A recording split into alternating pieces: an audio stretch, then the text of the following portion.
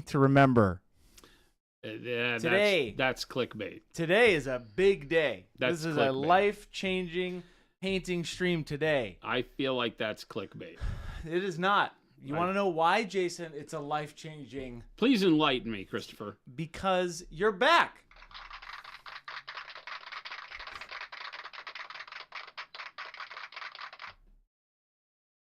That's it.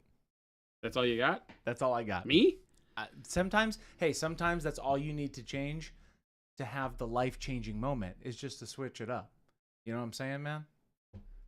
Called me man. You all right, man? You All see right, what I'm man? saying? Hmm? I think, okay. You know what? I stand by it. I stand by it, chat. Hey, welcome in. Who we got? Philip, you're fired. Sarcastic Grandpa, Thumb Palette Enthusiast. Jeez, Phil. Source Ghost Hunter. Phil, you didn't even have any time to do anything wrong. Yeah. What's going on, Tim? Aloha, nerds. Look at all of you, all of our beautiful... Mo, love your face. What's happening? Kyle Jason Sparks. today. Jason is back. Hey, you know what I realized? Dunbrus. Yeah. We've been doing it wrong. That's actually spelled backwards. Huh? I can't. My brain will not. Sarbnud. That's his real name. Sarbnud. Sarbnud. We've been saying it wrong, and I apologize, Dunbrus. All of these years, it's really been Sarbnub. Oh, look. Church of the Airbrush clicked. That's a great name. What's that? Where is it? Right here. Church of the Airbrush. That's great. Oh. Welcome in, everybody. Hello, hello, hello. We're so glad you are here. Yeah, I see. Philip, time to be mean to Christopher. I'll take your slings and your arrows. Lumberjack Painting, Miniacs, Dunbrus says that's better what usually people call me. Well, that we can't help you with. We have Jason back in the studio. I'm back. Monday, we had Baby J, a Dolce Cabana. I'm back. Can we get focus? Yep. I feel like it's on Baby J focus. It's on focused Baby J. for like up here, because who paints up here? You paint down here. There Paint freaking down here, Jordan. Jeez, Pete's. We're back painting this undead horse. Hello, horse. He's going to finish it today. That's why it's life-changing. No. Philip built the model. I saw we have a towel model That's being coming built. later. I didn't see it done, but I saw that he was working on it. So Yep. Later this week, maybe we start some white armor. Oh, man. The pressure's real. I got to finish something to start something else. Well, this one I make the rules. I could just start it now. I have to prime it. I could go prime it. No, Hey. no, I'm painting this. You know I'm here for you. We're, I will prime it right now. I did it with Sanguinius, and I'll do it for this one. Christopher, you say I know that you're here for me. I am. But I question that. What? You know why I question that? Oh, no. Because you let me paint all this leather the other day. Oh, no. And you allowed me to miss the strap that goes right across his bunghole. Oh. That's got to be an uncomfortable leather strap right there. What is that? How is that even functional? Imagine your dog Okay. and putting a strap on your dog that went right under their tail. That's where their schwink is. It's a very interesting position. That's where their schwink. They would not be happy. It would not is- be a pleasing time for them. That's not a very... I don't So like does that. Undead Horse have a schwink? Do we think? I think so. Does he? All right, so it's been a couple of days, and the Yeah. problem is going to be, how did I paint that leather? Does anybody remember? I'll have to go back. Hey, speaking of going back, Wad, thank you for the sub. Wad, we love you. I feel like it was warm brown What was it? Where's and then Okran some when I flesh need her? tones. I definitely know it was warm brown. I feel like it was warm brown and then some fleshy tones. We got to redo it, Chad. We got to make it happen again. Let me look out here. What else do I have on here that I... Here, that I was painting? Mo saying, I have a request for the web store. What? No. You either put a pop-up option when you quick add things with options, or make the two go-bag foam inserts separate. I quick added and got the wrong ones. Hey, wait a second. Wait You're a blaming us for this? minute. Things with variations, you got to go pick the variation you want.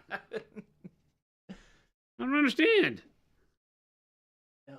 I have a request. Read a back of an answer minutes ago. Hey, Source, I'll get to your question. Jeez. Chris is being Here we go. testy today. He didn't even eat lunch. Oh, yeah, he had a banana. I had a banana. Hey, Cornflake Justice, 7 months. Thank you so much. All right, Source's question. I'm just here messing with Noosh for the second time in my life. Loving this stuff. But could you do a short bit about why I would want to add water or not? I know there's a video on it, but I can't watch it while I watch this. So, Noosh, kind of like the glaze wash medium, all water does is make it more fluid. It lowers the viscosity. Noosh is intended to be thicker so you can move it around, and it's kind of like putting mud on your model, you know, for the weathering side. But let's say you wanted to do little rust streaks or grime streaks with it, and you wanted it to be thinner so that it flowed a little bit better and allowed you to do that without putting a big grimy glob of paint on the model, then you thin it with water. When you add more water to Noosh, it speeds up the dry time. Okay. So you don't get to work with it quite as long. So that's also a give and take. So it's really just playing around and saying, okay, what is going to get me to the finish line the way I want to quicker? I thin it when I want to do streaking, so that the streak goes on nice and light, and then I just immediately take my damp brush and move the paint around as I want it. Yeah. Drag it down the face of the model rather than putting a big glob that when I go to drag it down maybe puts more color on the model than I want.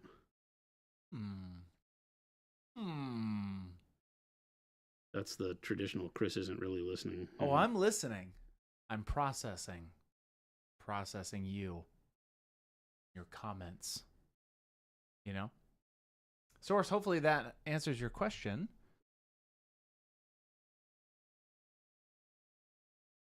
We did not start with hot pink paint liquor. That is definitely not what we did. Traitor, you're literally trying to cause problems. The Source is saying, so for when using it like an oil wash to bring out more of the shading on the model, no water. You can still use water, but I tend to not. Maybe just a gentle spritz. I don't like paints that feel really thick. And Noosh can get to where it feels really thick. So I put a little bit of water in it anyway, but not a whole lot. Play around with it and see how it feels. Because water is all about adjusting the feel of the paint. The physical feel. How does it feel when you put a brush stroke down on the model? If it doesn't feel the way you want it to, alter it, right? Sometimes people are like, oh my God, it's just too thick. But yeah, when I'm doing the overall filter on the model, I'm typically just doing the Noosh plus the paint and maybe a drop or two of water. Not a whole lot. And then as I want to do more light filtering effects like oil stains, drips, small detail area effects, I start adding more water to it. Those are going to go a lot faster, all that kind of stuff. What are you feeling over here? I don't know. I don't remember the steps. Does anybody remember what I did? Oh, Grin, help me. I'm pretty sure. It's okay. It's funny. I think. Let's see. I'm pretty sure. 1,000 sushi points for whoever figures out the leather workup on the undead horse from April 11th. I feel like it was flesh tones, right? Warm flesh? I'm trying to see here where I did all this. Oh, here we go. Right here. Yeah, advanced flesh tone mixed into it is what's on the palette. And then what did I highlight it with? Warm flesh? I feel like I highlighted it with warm flesh because that's what's out here. Yeah, it was. It was warm flesh. Okay. They were all right next to each other, organized properly right here on my work surface. One of these days, I want you to put all of your paints back. I will take a I didn't put them there in the first place. That's why they're all out here, is because whoever did this the first time... You did! No, Gabe did it. Oh, yes. And he messed it all up. It's Gabe.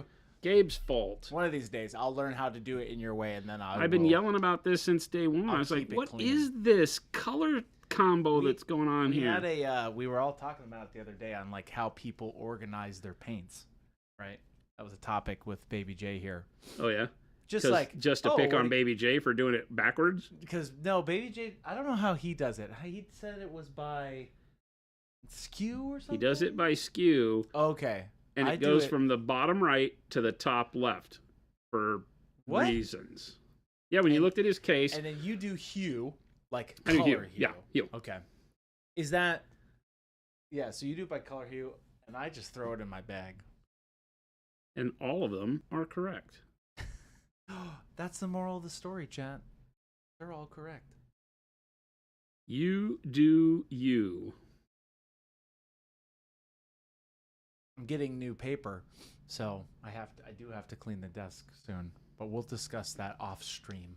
Hey, the kids aren't I around. need you to stop bothering me. I'm painting a sphincter covering leather strap that you allowed me to forget the other day. So I'm gonna need you to give me some space, Christopher. Do you ever just say some things out loud that you think about and you're like, that was really me? Well, you've never said them in that phrasing in your entire life. Like, yeah. I think about that all the time. You're asking me this? Yes. Me? Yeah. Have you've hung out with me, right? Yes. You know that every day is an adventure with me talking out loud, right? The clips. It's the stream of consciousness. I am the exact guy who would nowadays I might actually get voted for president. Hey, I'd vote for you. And then everybody would be like, "Oh, maybe we should have thought about this harder." I'd vote for you. Cuz I'm like, "Teleprompter. Pro acryl. Prompt this. The way. Prompt this, you fools." Wow. Today we're all going to take a step back as a society and paint a sphincter covering leather strap. Oh gosh, man. That is just rough. Sphincter. I love that word. It's definitely an interesting one. Did you know that the human body has somewhere around 60 sphincters? Did you know this? No. It's true. I have half of me saying you should go into that, and half of me saying no, don't do this. Is that this is a family show? But this is like if you wanted to be a doctor, it's a science or show. Studying biology. This is as much science as you get from Bill Nye, for crying out loud. So, yeah, like 50 to 60 sphincters. I don't know if that's dependent on something. I don't know if some people are born with more. That I don't know. Huh. You know what? We're really getting into the deep here in 16 minutes in. That's great. Yes, Lumberjack, that is science for you. B-Town has a very interesting question. With tariffs, I'm wondering about the future of sable brushes. Are there natural hair alternatives that can be produced in the U.S.? Are synthetics getting better? Well, first let's speak to the first point, because you lead with tariffs as if that's going to drive something, and understand that in order to have the tariff discussion, we have to better understand the impact of tariffs today versus what they were yesterday. All right, not literally yesterday, but what they were before this whole trade war thing, became prominent. And there were already heavy tariffs on animal goods imposed by the United States Fish and Wildlife Department. They want to make sure you're very serious about importing animal goods, whether live or parts for production and things like that. So we were already tariffed on things like sable brushes. Gotcha. So they don't change a whole lot, if at all, right now. In some cases, products that we were importing, which we don't import a ton of stuff from overseas. We're very lucky in that regard. We do most of our stuff domestic or North America produced. But the things that we do import from overseas, many of those items were already tariffed at a larger rate than what is in place. What's going on right now, and I don't want to get into the politics of it, but what's going on right now as an importer and exporter is that there are imbalances in tariff rates across the entire board. So countries export thousands and thousands of what's called harmonized tariff codes. This code listing, if you go to what's called the HTS catalog on the US Gov site, you look at the harmonized tariff code, and in the search box you can type plastic cookies, and it'll give you like a code branch of where that plastic cookie thing might fall, and you have to go and do all this research because it's all in archaic language. It's horrible to read. Interesting. Not light bedtime reading. And a lot of those, like, say, pick a country like Cambodia and say we import, export, and all those tariff codes apply. Some of them got zero tariff, some of them got big tariffs, and some of them got very small tariffs, and they were all over the board. What they're trying to do now is level it all out, I believe. So there's a lot of things that should not be affected because they were already tariffed fairly high.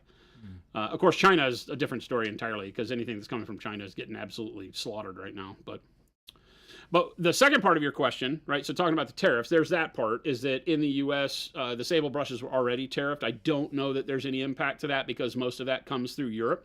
If people were ordering brushes through China, they're screwed anyway, for the time being, right? But that has nothing to do with the natural or synthetic. It would be all brushes, right? Are there natural hair alternatives that can be produced in the U.S.? And the answer is no.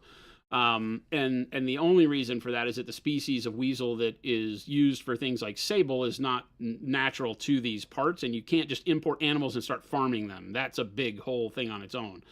Does it mean that it could never happen? No. I mean, there could be a reason if you could, I don't know what you'd have to do, get a lobbyist group and go, petition the government to say, hey, if you're going to do this and kill this industry, can we raise them here? And you can start a weasel farm, a sable farm. They're not sables anymore, but but the Mustela siberica is not native to these parts, and I don't know that it could even survive here. And if it did in America, would we get the same hair? Right? With animals, a lot of times it is very geographical as to what you get from them. And then when you change to a species or something and put it in a different climate, it's not the same. It gets skinnier, things happen, pelts dry out, hair is different, because of the climate and things like that. So I doubt it.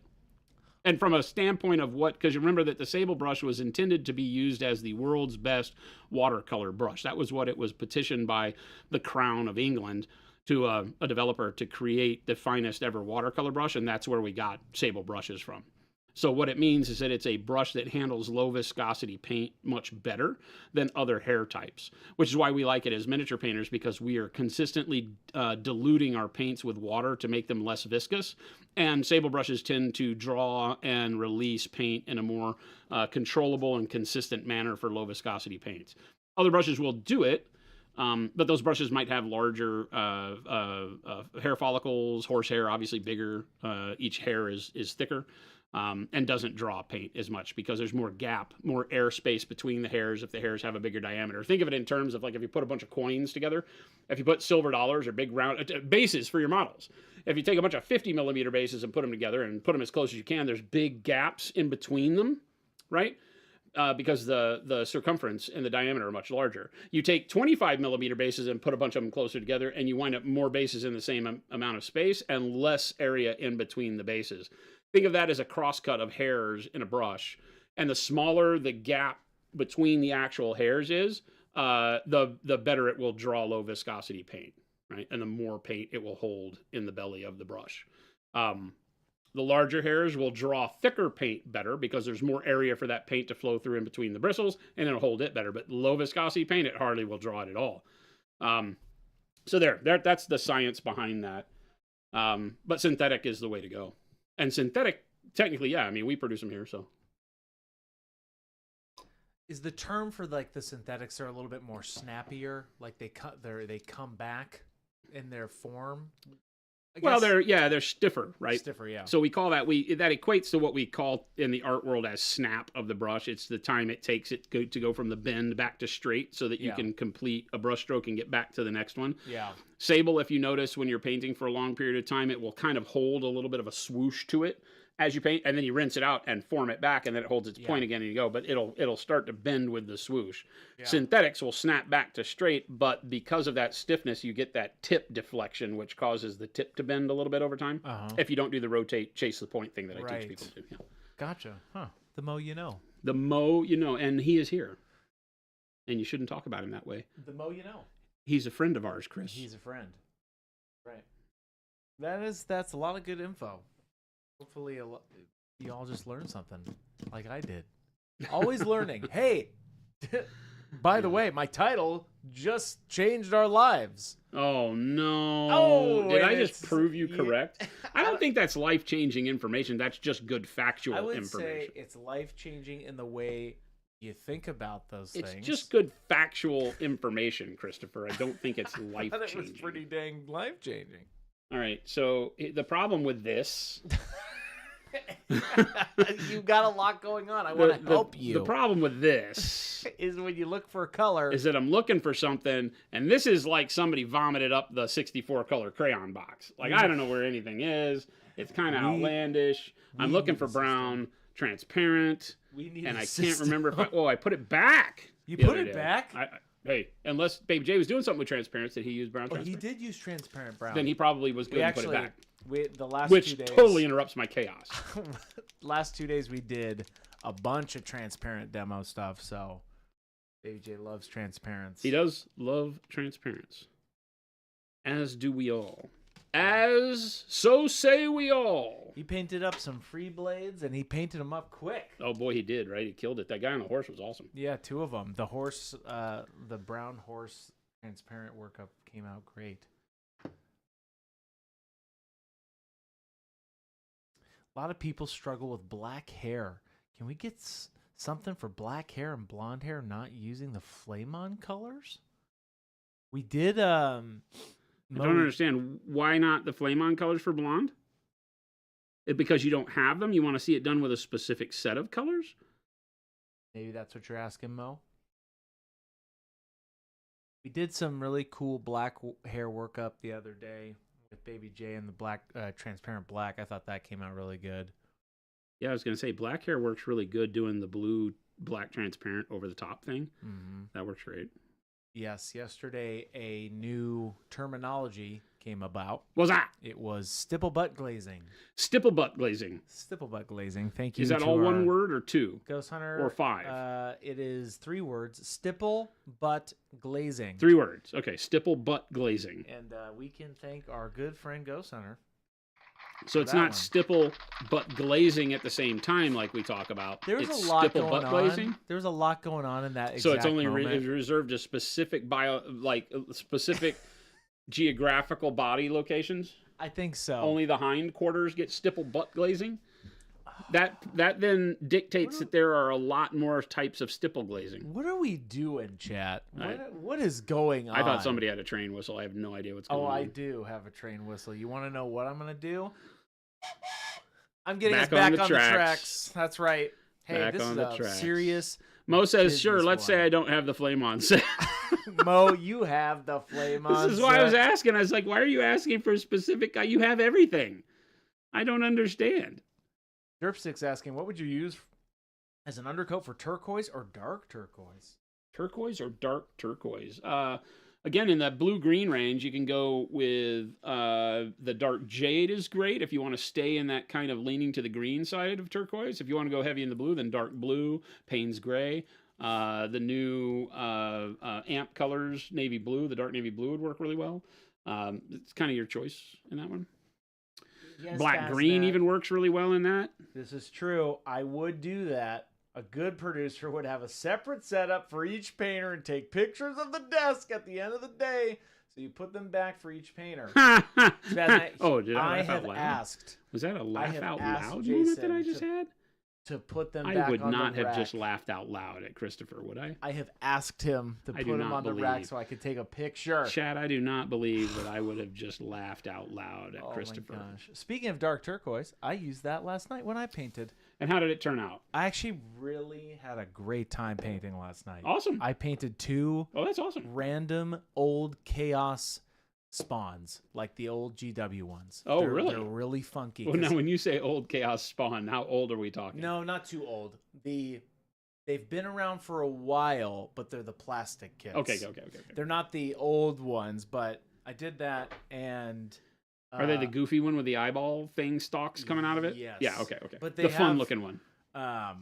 So I painted up those. So now for Frostgrave, like when I summon a demon, and I really liked how it came out. Nice. I put it in the Discord chat. Go check it out. Last night I did. Yes, I didn't paint a tree. Ghost Hunter, that's accurate. You didn't? I didn't. I did not. Yesterday I was like, I just want to try this, and I liked how it came out. So what you're telling me is that entire 2 days I was gone, you did not paint Smaug. That's what I'm hearing.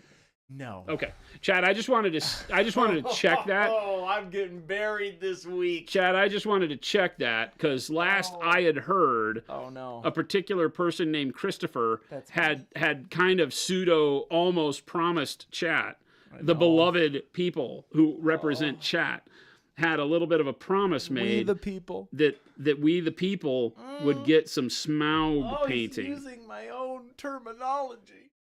My heart. So I just wanted to clarify, because I'm a man of clarity, that's what happened. And it feels like, okay, that's what happened. So. We the people, we the chat. That's right, little Billy. I'm agreeing with little Billy. What is going on in this world? You said today was a life-changing day, Christopher. Oh. Chris is trying to get out of the promise to paint on stream by posting stuff to Discord. That's true. Hey, here's the thing, chat. Oh, God. Let me break it down for you. Oh, this is serious business time. Hyperactive, beautiful Paint 101 masterclass painting time. That's a lot. With Jason HBCD Lamb. And that's who we had on yesterday. And today we have, what I call Jordan yesterday, it was Jordan HDTV Lamb or something like that. HDTV? I was on one. And today we have Jason because I'm gonna need Chris to stop eating. Serious business Jason stream. I need low blood sugar, Christopher. Get ready. Yes, I'm so sorry. I did not paint yesterday. I was like, oh my gosh, maybe we should show off some cool stuff with Baby J. Oh, here we go. He's taking the road of, you know what, I was thinking of Chat. I think it's cool to use transparents. I think Chat would have thought it was cool for you to keep your promise. All right. Here's what's going to happen. I don't know what's going to happen. Chat, am I right? Can I get some help here, Chat? No! Can I get some? Let's X up in Chat. Oh, that's what the kids do. The X up. Can you X up in Chat if you would like Chris to keep some promises from every now and then? I'm not asking a lot here. I can't fight back, Chat. We have at Monument Hobbies a list of values that are on the wall. And I feel like perhaps Christopher may not be exhibiting all of our values, because one of them says, don't light a chat. That's what it says. Man. Oh. There's a lot of X's. You know what? I'll take these slings and arrows. Yeah, you X me up, chat. Maybe we'll plan that out pretty soon. Maybe that's what we'll do. You see the word maybe in front of that, Chat? Maybe. You ever dated somebody who was completely non-committal? No. All right. Well, I have to. I want it on the calendar. I want the day that I get to sit in the producer's chair. Okay. And I get to taunt you the way you taunt me. I don't taunt you. I don't taunt you. Oh. Chat. My gosh. Chat. You see what I have to put up with? This is my first day back. This is supposed to be a day to welcome me back into the throes of the wonderful stream with the wonderful chat. Oh, no. And Chris. That means Jason's going to have to get me back on the tracks. Who's going to keep this ship afloat? All right. We'll plan it out. It's a heavy weight to lift, Chris, but I think you can do it. That's right. Because here's the thing.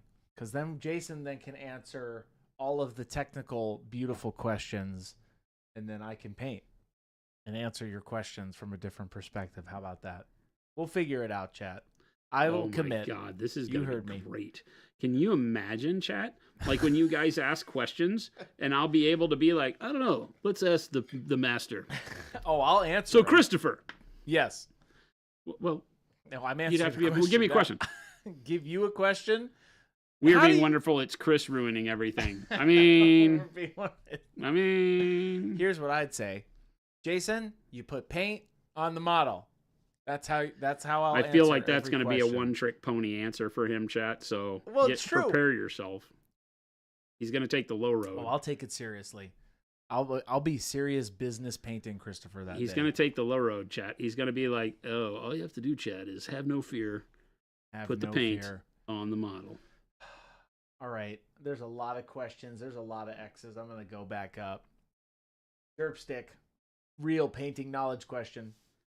Yeah, I was thinking of doing a Chaos Space Marines with their main color being dark turquoise and gold trim. I'm not going to do 1,000 Suns Alpha Legions, just a bright scheme. Oh, that was because for the dark turquoise workup. I think the dark blue is my flavor of choice. You know, with turquoise, blue. You can actually even do purple. That might make it look a little too magical, right? You know, when you get blues coming out of purples. I mean, look at the jade, you know, out of the blue on this cloak. Because that's what we did here. Everybody wanted a jade cloak. So that's dark blue, dark jade, jade on the cloak. No blending, just, you know, colors really quick over the top of one another there. We'll go back with the jade and the bright jade to give it some texture, but I just want to get color on it. But yeah. So that's that idea. And the dark blue I just left by itself underneath. So that would be kind of how it would look if you get that. Pop in close. Yeah. That's kind of how your shadows wind up looking with the dark blue. So I really like that.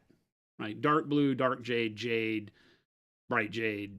It's just a great workup. The blue does so much heavy lifting for giving your shadows some interest without it looking funky, right? It doesn't look like it's another color. It doesn't make it look like it's pearlescent or something, right? You have to be careful with some materials, especially cloth. If you do a color for the shadow that's too off center from your main visual color, that sometimes it can make it look a little magical, look a little fake. You know, too fictional. I don't know if there's such thing as too fictional for a mosquito knight on a freaking undead horse. But this one is definitely a very unique. Hey, Agrippa put enough X in the chat for everybody, by the way. So stop lying to people. There's so much.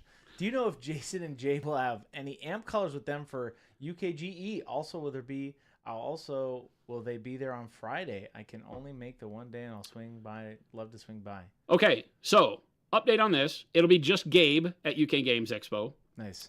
We forgot when I announced that we would both be there that Contrast in Poland is the same weekend, and I will be at Contrast. So I will be in Poland. Gabe will be in the UK. The answer is yes. They already have Dusty Hobbies. They already have all the amp colors at Element. They've been selling them.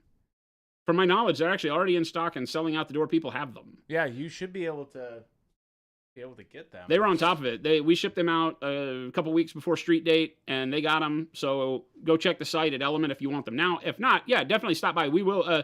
Gabe will be there. He'll be there for the whole show. Can I use my superior business clout to have Bethesda announce Elder Scrolls 4 Oblivion release date? Wait a minute. Are they redoing it? Are they remastering it? Wait, it wasn't Oblivion already a thing? It was before Skyrim. Yes, but I don't know if they're remastering it. Is the Hobby Knife blade a number 11? You can use a number 11.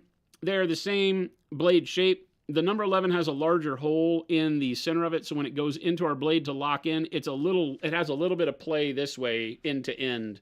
Doesn't harm the knife, won't hurt the blade at all. It just has a little bit of play. So if you have number 11s around, they will go in the knife and work great. Chaos Space Marines, does anyone do non-metallic metal instead of TMM on all the old trim? Michael, there are lots of people who do, and they're all insane. One of them being me. Yeah. Yeah. Although I will tell you that on all of the Death Guard that I did, I used metallics. Oh, okay. Right? Yeah. And the metallics with the noosh to knock off the shine. You know, with Death Guard, you can make grimy, and then the metallics are a lot more controllable. So I used the metallics, and I did bronze trim and then steel so that I can get good rusty stuff. So it can still work really good. Now, obviously, Death Guard don't have as much trim as, say, you know, World Eaters, Corn Berserkers, with all that maniacal, spiky nonsense. Is the Brown Rush roughly the same hue as Black Brown? No, it's more of a dark umber-ish color.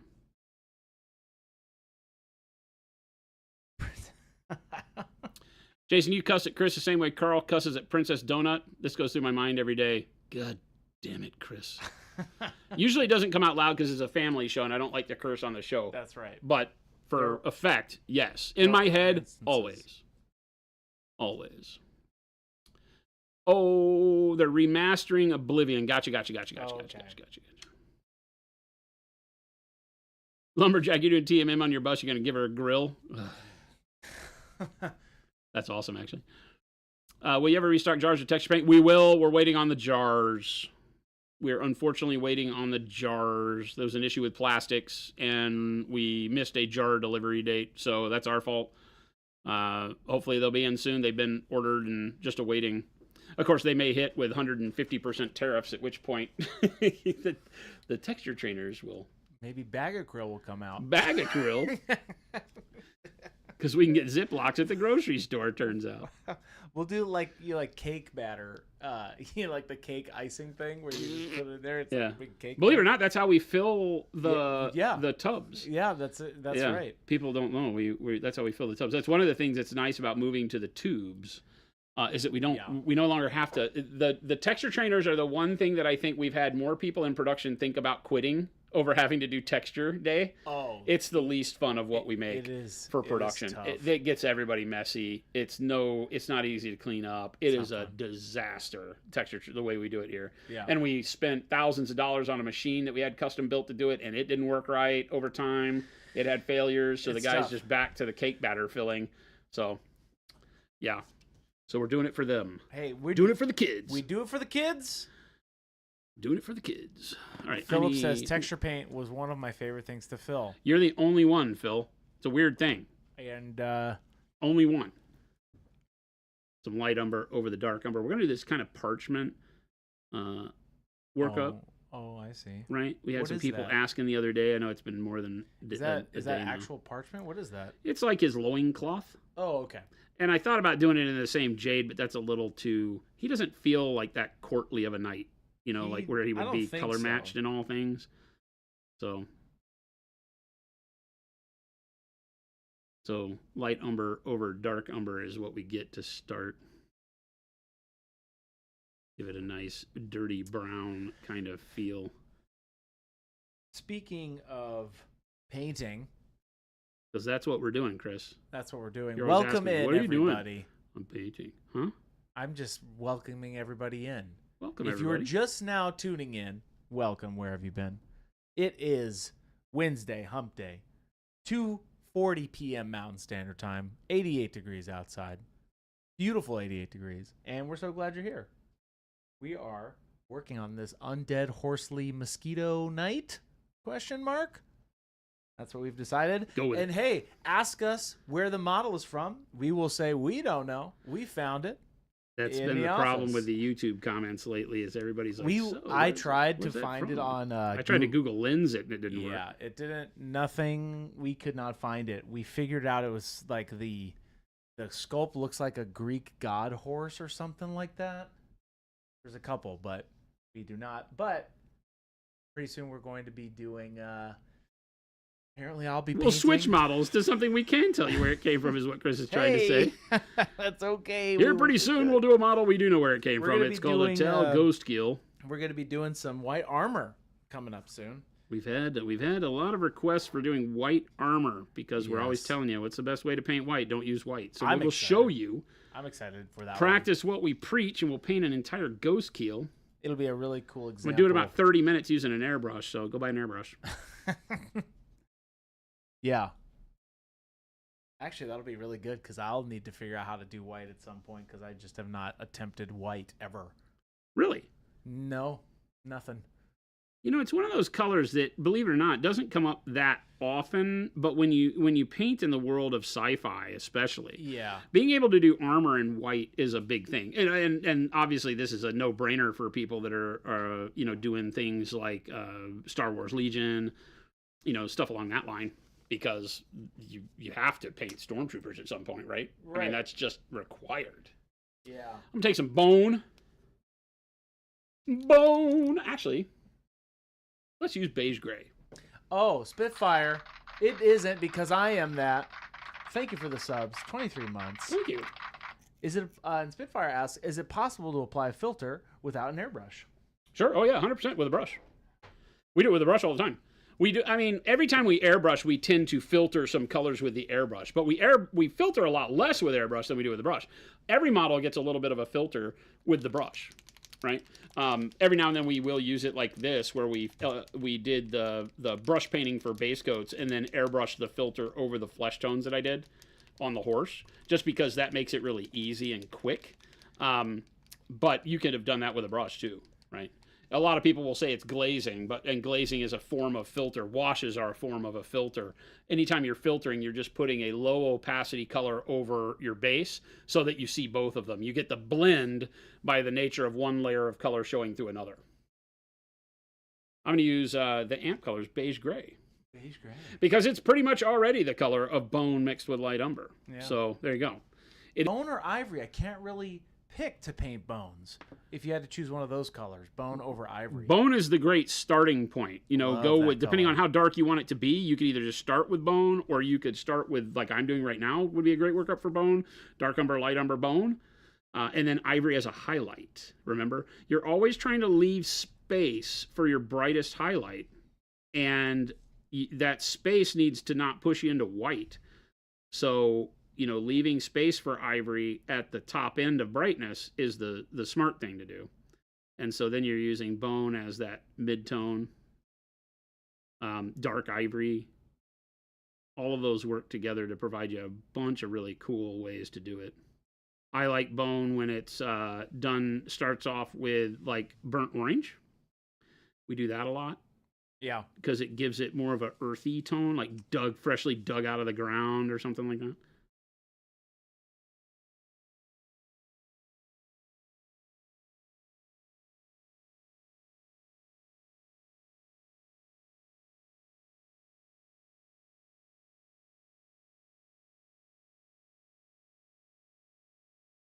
Mo is asking, are the new brushes out this week?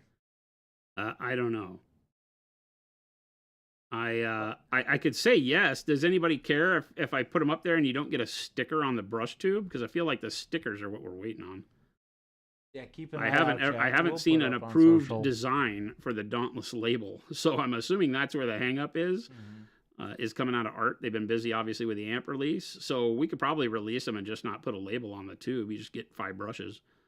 I could do that. And also we'll also. Heck, if we do that, I can knock 25 cents off of it. Plus, I can make them even less expensive than they already are going to be. Who needs stickers? I mean, our first paint had a heart drawn on with a red Sharpie. We'll also ping you guys in the Discord. You'll be the first to know, just like how we normally do.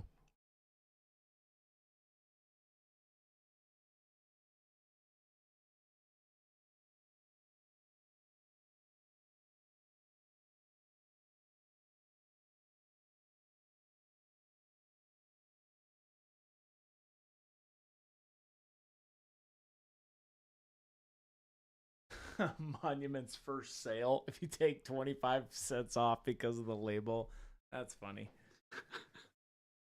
I don't like sales, man. We don't need to. A lot of that is something that spills over from my dad growing up. My dad was one of those guys who was always like, you know, son, you can't trust a business that's always having a sale, because why couldn't they just lower the price all the time? And my little intuitive brain went, yeah. Wait a minute. Because, you know, I grew up in the time where every furniture business was having to go out of business sale every month. Every month. It's like a clearing sale every month. And you're like, I'd be like, Dad, why do they have this going out of business sale every month? And he goes, because they make enough money to stay in business for another month. Yeah. And it's funny because now they're not out of business. So just wait till they lose. Wait till they need to go out of business. Wait a minute. Yeah, I never understood. Sell the product at what its value is every day. That way people will just be comfortable buying it whenever they want it. That's our stance. That's our stance, and we're sticking to it, chat. There it is. All right, so that was bone with the light umber mixed in. Now I'm going just to bone by itself.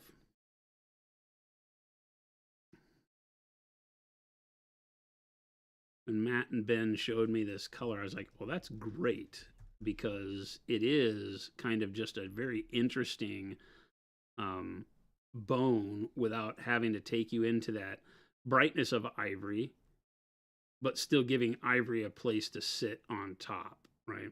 So we'll use something like ivory or dark ivory over the top of this for our highlight color. Or olive flesh, I love for the same reason. Stuff like that.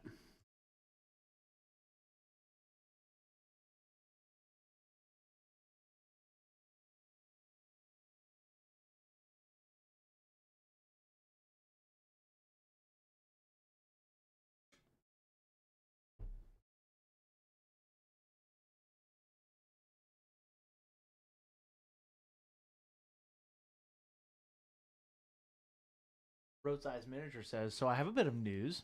At least for me, it's news. I painted my first push into display, and I painted my first push into display. Nice. And it was done with Pro Acryl. Fan-freaking-tastic. Super happy with how it came out. Nice.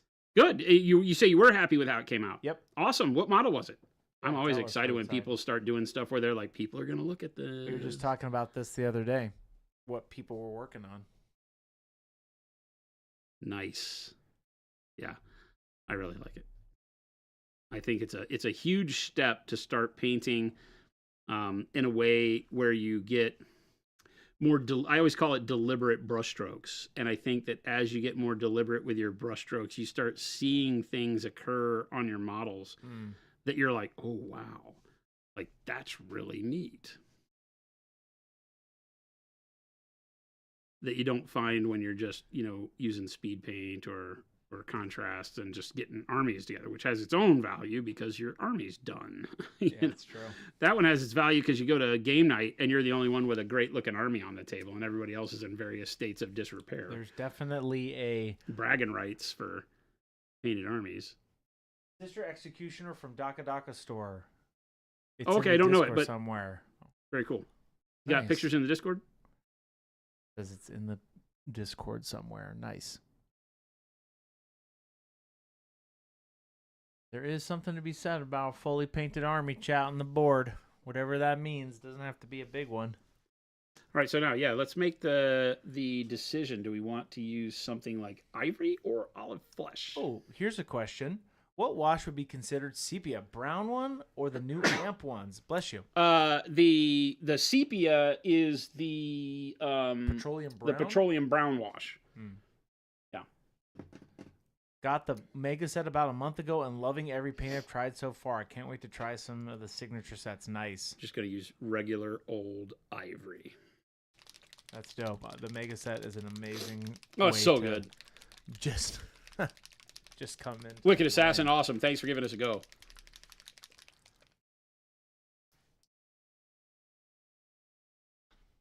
And remember, like everything we do, every time I put out a new color on the palette, I have a decision to make. Can you pop in close? Yeah. I've done dark umber, light umber, and then bone mixed with the light umber. I did not mix the dark umber and the light umber together for anything on this cloth that's going around his waist. But with every color, I get the opportunity to decide. Like, okay, with this ivory, right? If I do the ivory, here's kind of the workup on my thumb, right? Dark umber, light umber, and then the bone mix with that, and then bone by itself. But now look how bright ivory is, right? That's pretty jarring as a jump in brightness from bone here, right, to ivory here. It's not quite black to white, right? Black to white would be dark umber to ivory. That's a bigger jump from this, dark umber up here to that is basically black and white as far as contrast goes. So you get all the colors in between and you get a nice rise, but this might be too much. So again, when you just look at it visually, then say, okay, well, great. Well, then I'm going to take a little bit of the bone and mix it into the ivory. And then I get a less intrusive color, right? That sits nicely right in between the two. So now I have a better workup, right? The bone with the light umber, the bone by itself, bone with ivory, and then I get ivory again. So every pair of colors extends your color library so much further when you just do that slight mix in between them. And then play with that. And you might find that, I don't need to go any brighter than that. That's actually the right color. Yeah. Look at that. Okay. Right? It'll be less of a impact and less fearful on doing your highlights. A lot of people get scared doing highlights because when they put it on there, it's like, it's jarring. It's so bright. You get this line and you're like, I messed it up. So blend it with the color you used before and get rid of all that fear. Right. Make it a little less daunting. Yeah.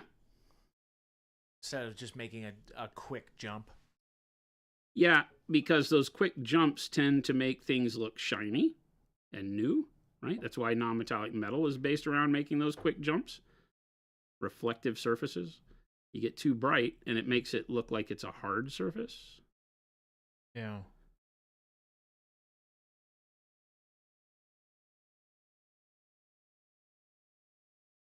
That looks great. Right. It brightens the cloth up without having to use too much of this color too, which is nice.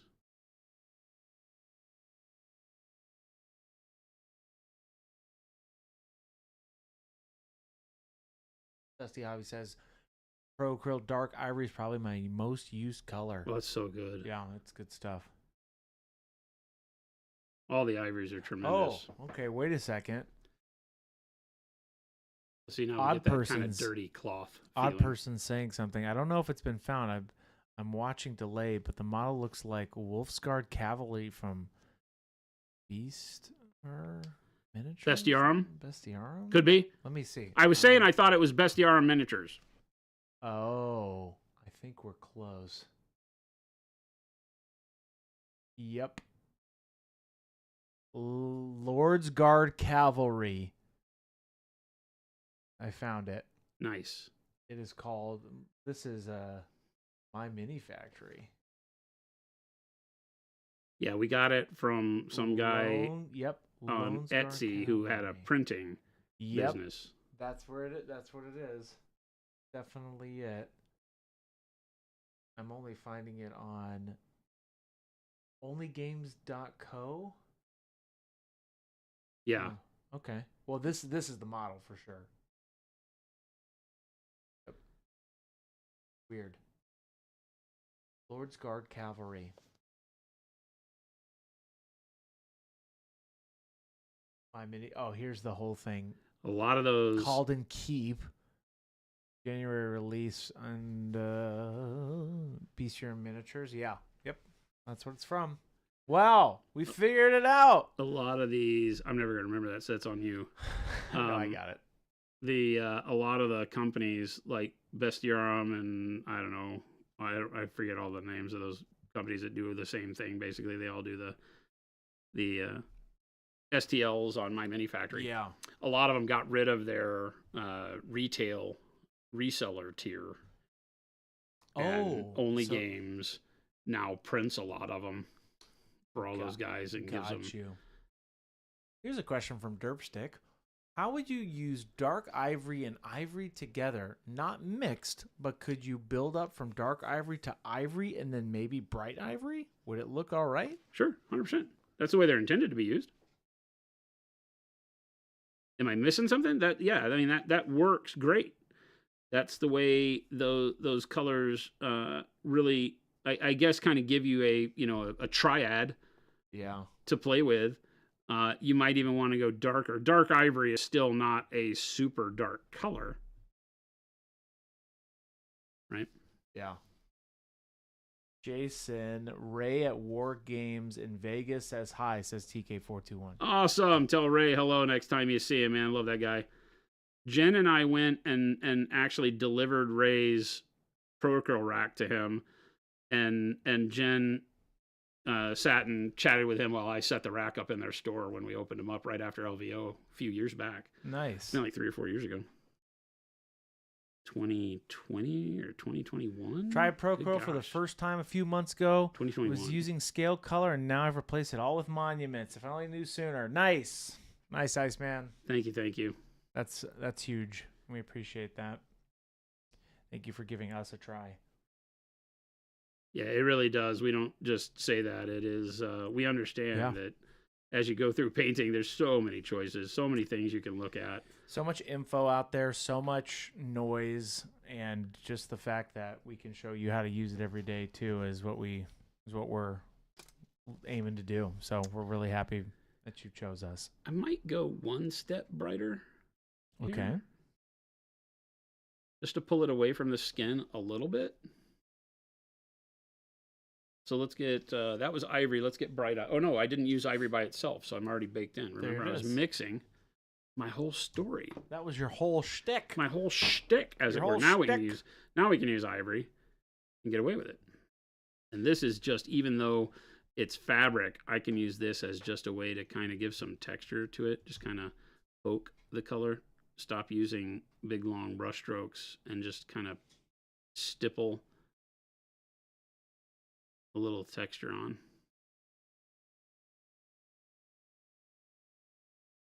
Did Only Games do physical models for Trench Crusade Kickstarter? I don't know. I think that's who's doing it. I don't know. I have to Google it. I think that's who's doing it.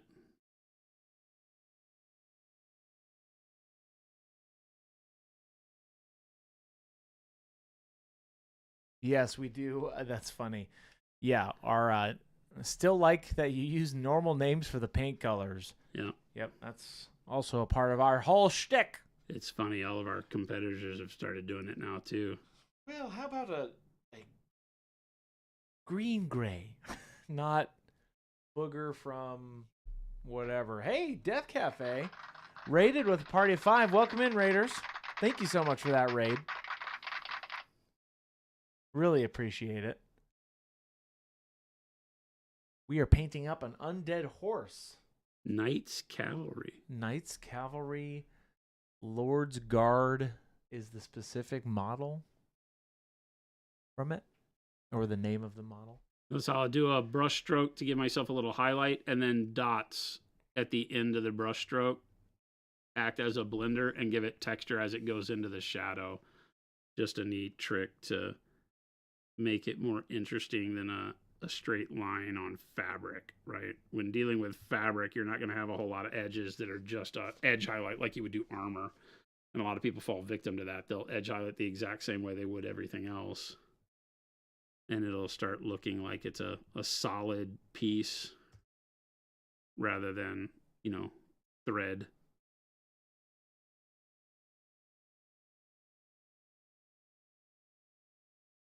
So even those little bitty bumps with the brush give it some texture that brings it a little bit more alive. All right, I like that. Now we got to do this fur on the back of his cloak. I was thinking gray for the fur, but we could do some interesting colors along with the gray. Let's do that. See what we can make happen here. Let's start with slate gray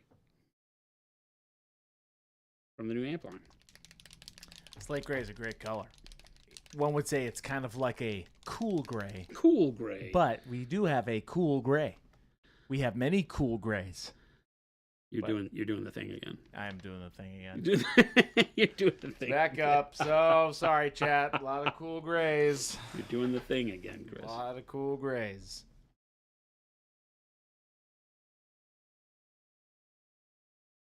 Slate gray is your basic come from like dark gray blue to slate gray, and your Space Wolves just paint themselves, I think. It's such a good color.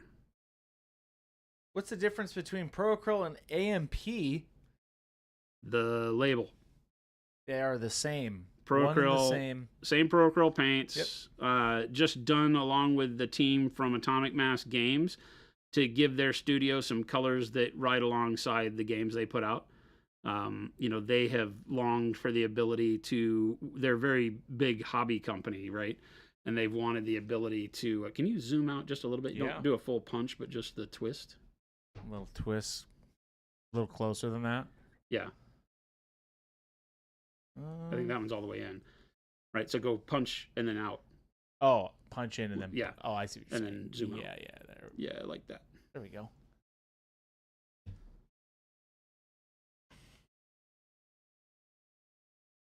So yeah, same great Pro-Acryl you know and love. That consider them to be expansion sets 5 and 6 with a funny name. Is the way we've been saying it to people. The team over at AMG, good friends of ours.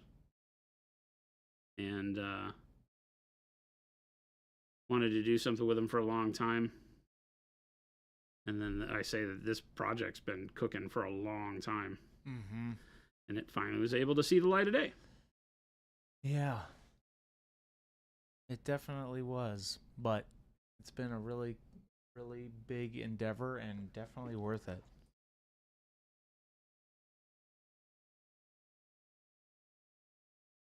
Unlucky Painter says, as for me, as a new painter, I've bought and tried many different brands. Very happy with PA line. Nice. Oh, check this out. Studio J7. What is going on, Studio? Rating with a 101. Thank you so much. Welcome in, Raiders. What's up, Studio Gang? Dusty, Derpstick's asking, is slate gray good for Space Wolves, 30K and 40K? Both, yeah. I would use it for both. It gives you that not so baby blue 40K Space Wolves that feel interesting still, because it does have enough of a cool blue tone to it, while at the same time kind of sprucing up the 30K Space Wolves because they're a little too drab in just the regular neutral gray.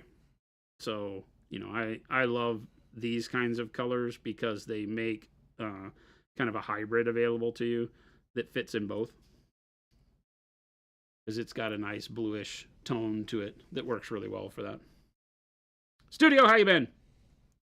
Thank you so much for that raid. He's like, boom, caught ya. We appreciate that. Hope you guys had a wonderful stream and life is good. Yep. Over on that side of the pond. I know you caught us this time, Studio J. With the time change, this is the time of the year where that can happen. That's great. We appreciate that. Here in Arizona, we don't do daylight savings, so we flip-flop time zones every 6 months. Mountain Standard. Well, yeah, we're always Mountain Standard. Jen always yells at me. She's like, we never change. We're always Mountain Standard. And that's not an oil company. But nobody knows that. So we have, it's better suited to say we're on Pacific some of the time and Mountain some of the time. And right now we're on Pacific time. So. Studio says, I am well, sir, and it was fun. Thanks. And yeah, we have an extra hour now. Nice. It messes with a lot of my meetings because people will send the meetings out on a calendar, you know, sometimes a month ahead. And so that month leading into daylight savings this time of year is tough for me, because if there was a meeting on my, you know, agenda that was like 9 a.m. last week, and this week it's 8 a.m. Oh my goodness. It's all back to normal now. I only have to gripe about it for about a week.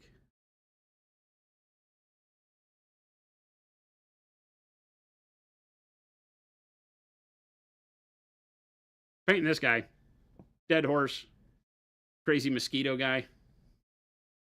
Mosquito looking guy. Ralcan asks, any tips on making Dark Sea Ben's matte without overcoat? Without the overcoat. Adding in the matte varnish to it works really, really well. It will dilute the color, right? But you can definitely get what you need by putting the matte varnish. It's a medium, but put the matte varnish into any color you need, and you can turn them matte. Any of the satins. The glosses are going to be the tough ones. The 2 gloss paints are going to be rough. Not only are they less viscous to start, they're also like the dark crimson and the petroleum brown are already very translucent. So if you add matte varnish to them, you're going to get basically the opacity of a wash. And not really be able to matte it out. You're going to have to add so much matting agent to overcome the gloss in those. But for the satins, yeah, the matte varnish.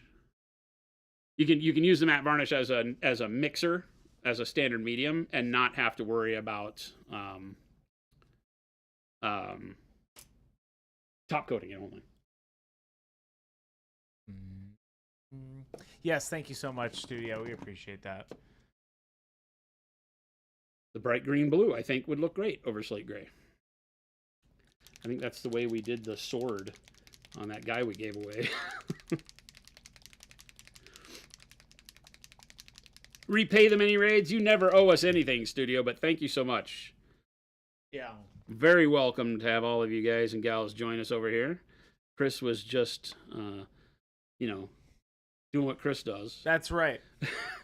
Any tips on making non-metallic metal look less yellow on armor? Less yellow. Help me understand what non-metallic you're trying to do. If you're doing gold, it should be yellow. If you're doing silver and it's yellow, then we have an issue. So help me understand what you're trying to do to get less yellow.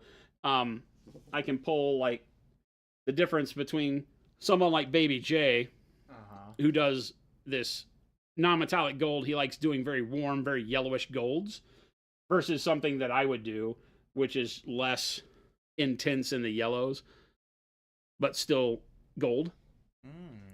And a lot of that is just color choice, obviously, right? So for me, I use dark greens as my base, and then I work up through yellow ochre, pale yellow. So I never go to anything that's very yellow. No golden yellows, no warm yellows, none of that. Whereas he will use a lot more of the warm yellows, golden yellows, bismuth yellow before he gets to the pale.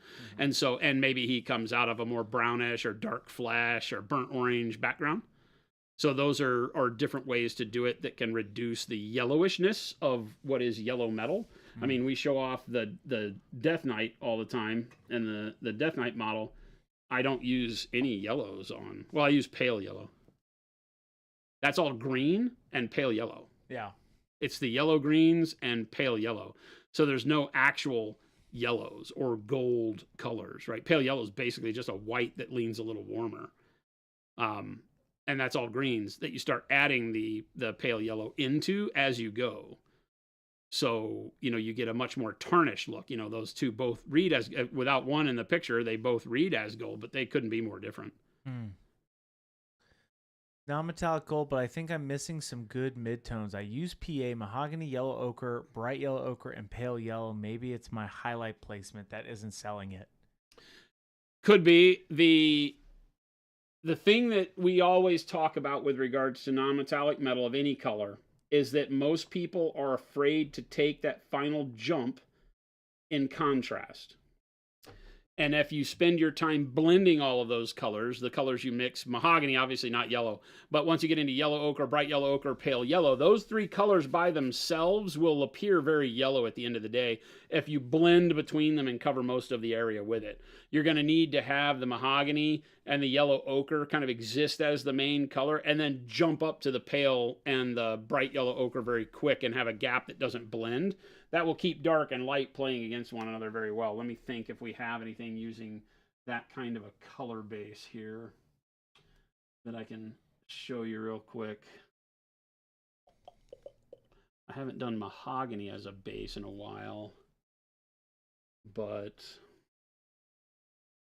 we did use something similar here. This is yellow ochre, bright yellow ochre, pale yellow on the golds for this. It's just instead of mahogany, I used the burnt orange, right?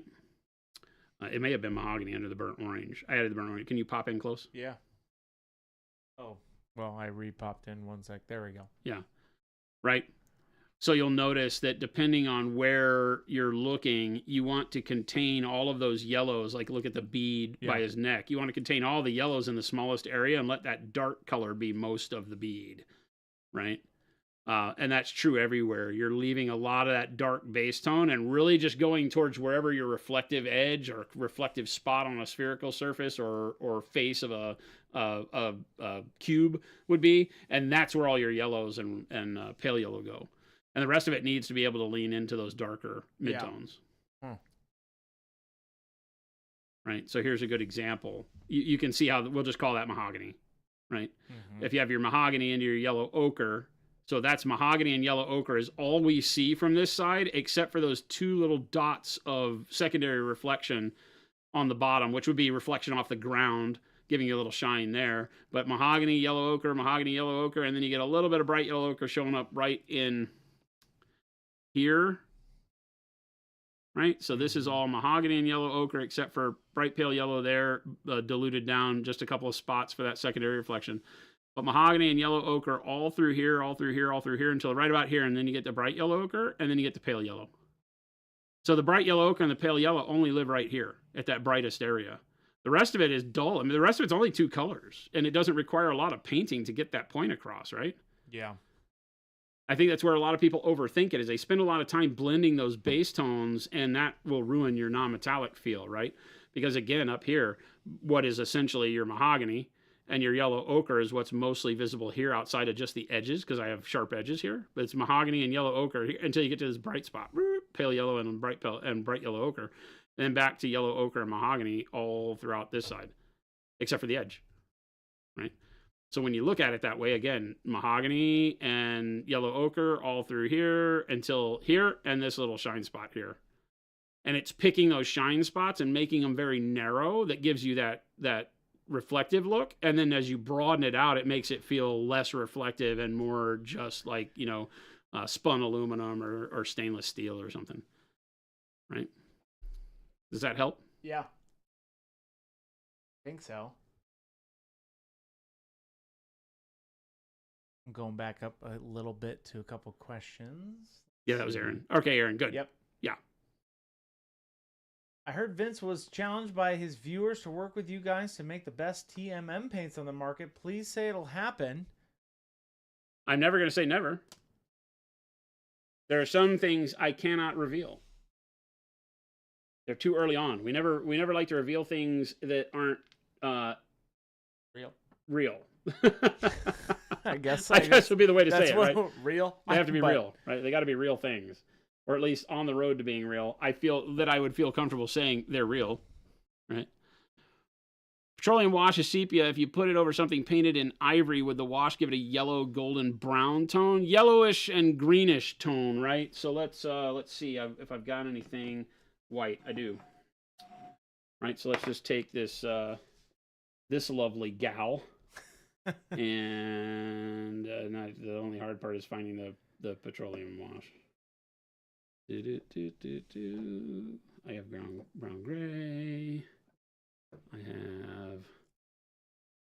You would think that with the different labels, this would make all of this very easy, and it doesn't, because it's still just a mountain of madness over here. Well, now where is it?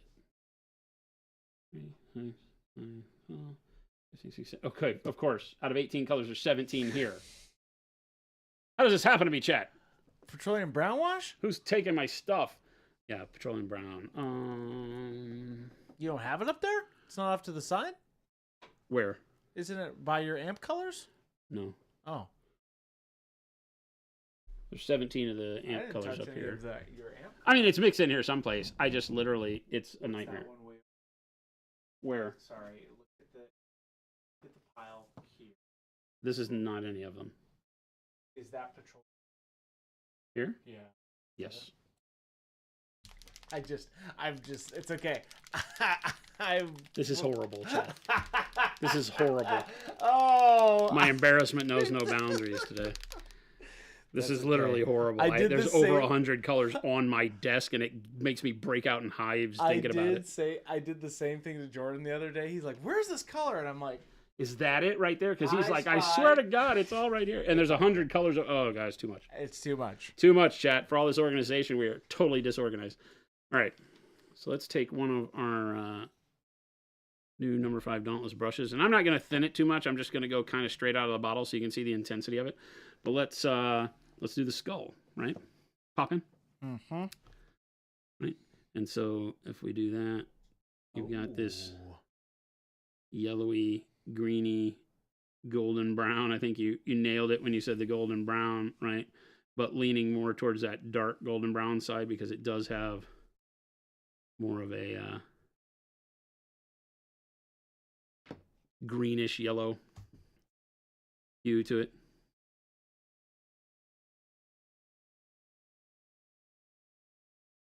It's great. It's actually a really great flesh wash.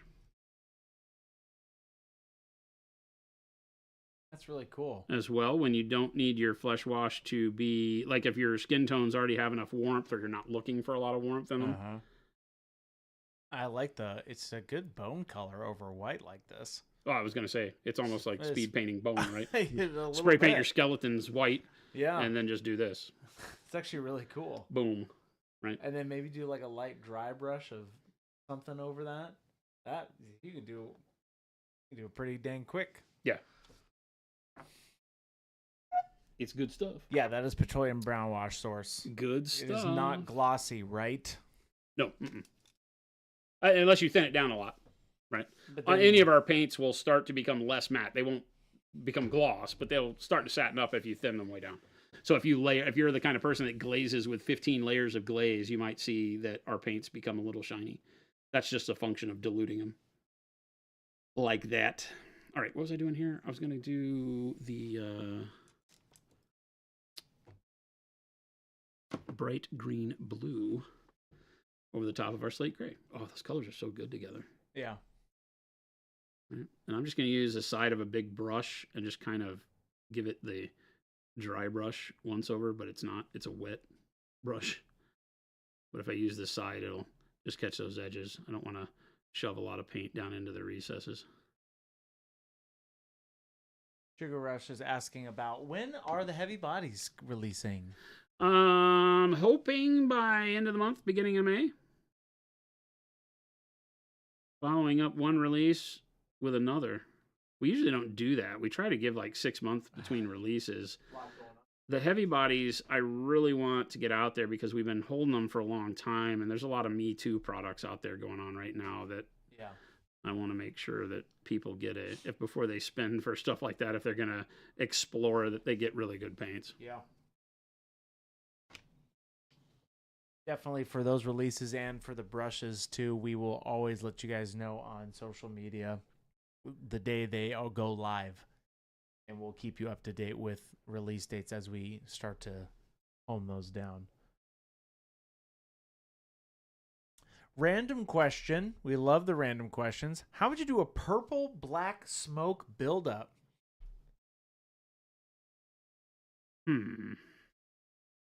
Purple black smoke. So the flame is purple, right? Like magical purple. Then I would probably start with something in the pale pink range as your white for the ignition source, the wick of the flame. And then work from pale pink through maybe magenta, depending on the purple you want. Is it yes, more it's of a purple flame. Is it more of a reddish purple or blue purple would be the thing? Because pale pink would probably be the right answer there. You could go with like faded plum after pale pink if you wanted to lean a little bit more blue, or into like magenta, pale pink, magenta, whatever purple you were going to use, and then into whatever you said, purple black. Start adding satin or coal black into it for the kind of sooty end of the flame, if that's what you're going for.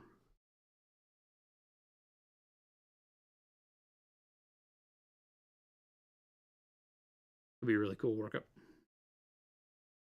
I like magical flame, right? When you can take any color, just work from the brightest version of that color up through the midtones to recreate the intensity of heat and light generation throughout the flame. I had a guy argue with me on the internet, as people are prone to do, about how all the flames we were teaching people are upside down.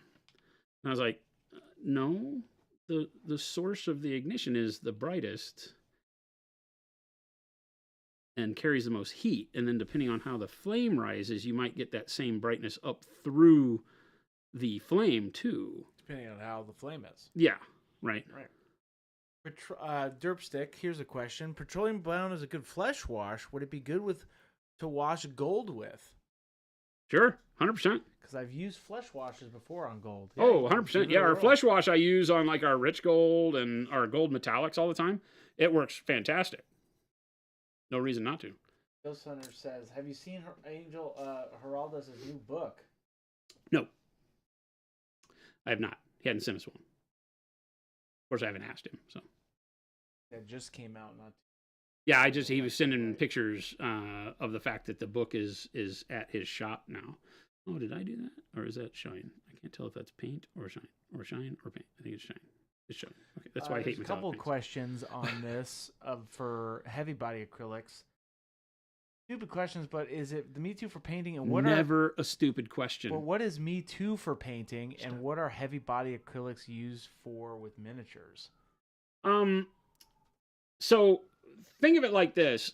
Heavy bodied paints are as close as you can get to the source or God mode for pigments, because they are not diluted as much, or if at all, really. I mean, I guess undiluted would be powdered pigment. Then as you add things and suspend it into a medium, then all of a sudden it's diluted. But, the heavy-bodied acrylics are as close as you can get to an unadulterated pigment that's usable. You can paint with it, right? It's floated into a medium that allows you to put it on a brush and paint with it. Obviously traditionally used for flat surfaces because it's too thick to put on models without further diluting it.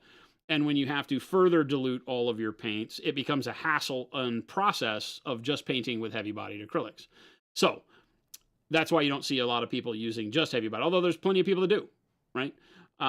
because it's just more of a drawn out process to get them to the right fluidity to make them to where they don't fill details like chainmail and things like that at scale. So, but they are fantastic because they give you the pigment in its purest form, its most intense form. So you get more pigment per droplet, if you want to call it that, than any of the other paints. So our paints, Pro Acryl, are already heavy body paints, diluted the proper way to make them usable in a liquid form. That's all we make, right? Fine art paints that are just already pre-diluted so you don't have to mess with them. Mm-hmm. What we're doing with what we're calling the expert acrylics, the Pro Acryl expert acrylics, is that we're backing that up and making it not fluid, right? So that you can start from that perfect area of pigment. So if you, as you get, you want more intense color with fewer brush strokes, that'll get you there. So if you want to do a filter of magenta, grab our processed magenta on the heavy body paints, a brush load of water, thin it down a little bit, put it on the model, because you will be getting more intensity from similar dilution instantaneously. So when we painted up this girl, right? The chrome that I did was all done with the heavy body paints, and all of the flesh was done with just the CMYK. So we kind of showed you how to mix CMYK to do all the skin tones on her. But that was all done with heavy body. So they give you the ability, because of the intense pigmentation, to be able to mix, blend, and do everything at the fundamental best level you can, because you're not dealing with any sort of dilution at that spot. You're adding your own dilution. So if you feel like you want to go into that world, get that control, then they're the best way to do that. So yeah, so why not give you the best tool, right? Pro Acryl is already fantastic, but if you're going into the realm of wanting to thin and filter and you're very confident with it and you want to move to the next level, then boom, they work great. Sora says the medium 2 refers to products that are added to a brand's range just to also have that product, with little thought whether the product actually improves upon what's already in the market. Right. Monument tends to not do products unless they think they can change it or improve on it according to how they like to paint. That man's hired. Source, that man's hired. Exactly correct. Yeah, because what we've done with the heavy-bodied acrylics is found a way to give them a true matte finish that just works, that doesn't make the paint chalky, that doesn't make it any different to use than a standard artist acrylic. Artist acrylics come in their satin form, and some of ours will lean to be more satin than others because we're not trying to interrupt the pigment itself, right? There's a whole science behind keeping the pigments the way they're supposed to be used, and so we don't get in the way of that. So you'll see if they're semi-transparent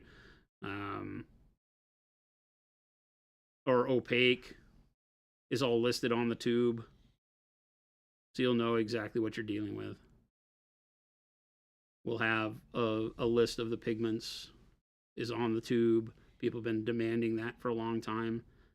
So there you go. You'll get what you want. The Punisher says, when you say backing that up, are you meaning that the heavy bodies are otherwise exactly the same medium chemistry without adding water to thin for viscosity?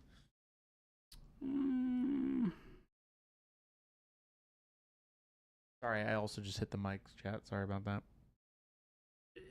I don't know that I understand. Are you asking, are they exactly the same as Pro Acryl other than not having it be so wet? Is that what we're asking? Yeah, maybe clarify a little bit, Punisher. Because from that standpoint, I would have to say no, because what makes Pro Acryl what it is being able to take that fine art level, and I hate saying fine art, it sounds so pretentious. He says correct. They're not, because, and I'll tell you what it is, right? And we say this freely out in the world. What makes Pro Acryl different, right, is that we have been able to take the pigment from that, purest state and put more of it into a fluid for painting, right, than anybody else. So you get really pigment dense colors that act the way you expect them to act, mix the way you expect them to mix. They don't give you those desaturated, grayed out colors that other hobby paints will.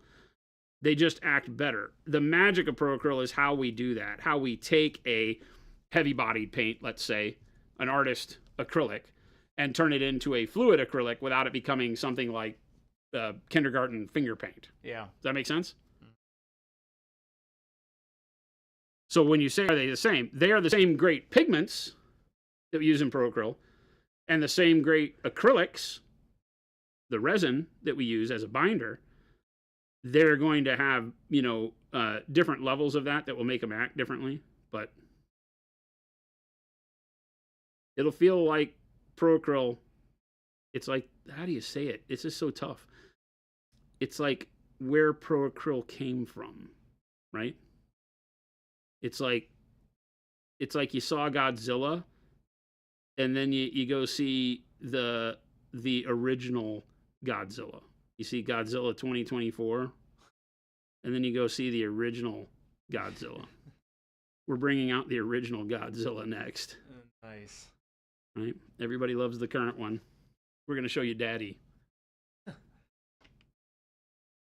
Yeah, Okran, somebody was asking what are the paints that you use. Derpstick was asking what are the paints you use for the witch's skin, and those are the heavy bodies. Yeah, our heavy bodied acrylics that are coming out, and back it's in May or I don't know. June is when. Yeah, if you look back in our May and June VODs, you can see in the thumbnails where he started painting it up. So definitely go back and check those out.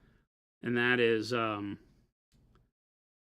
process cyan, process magenta,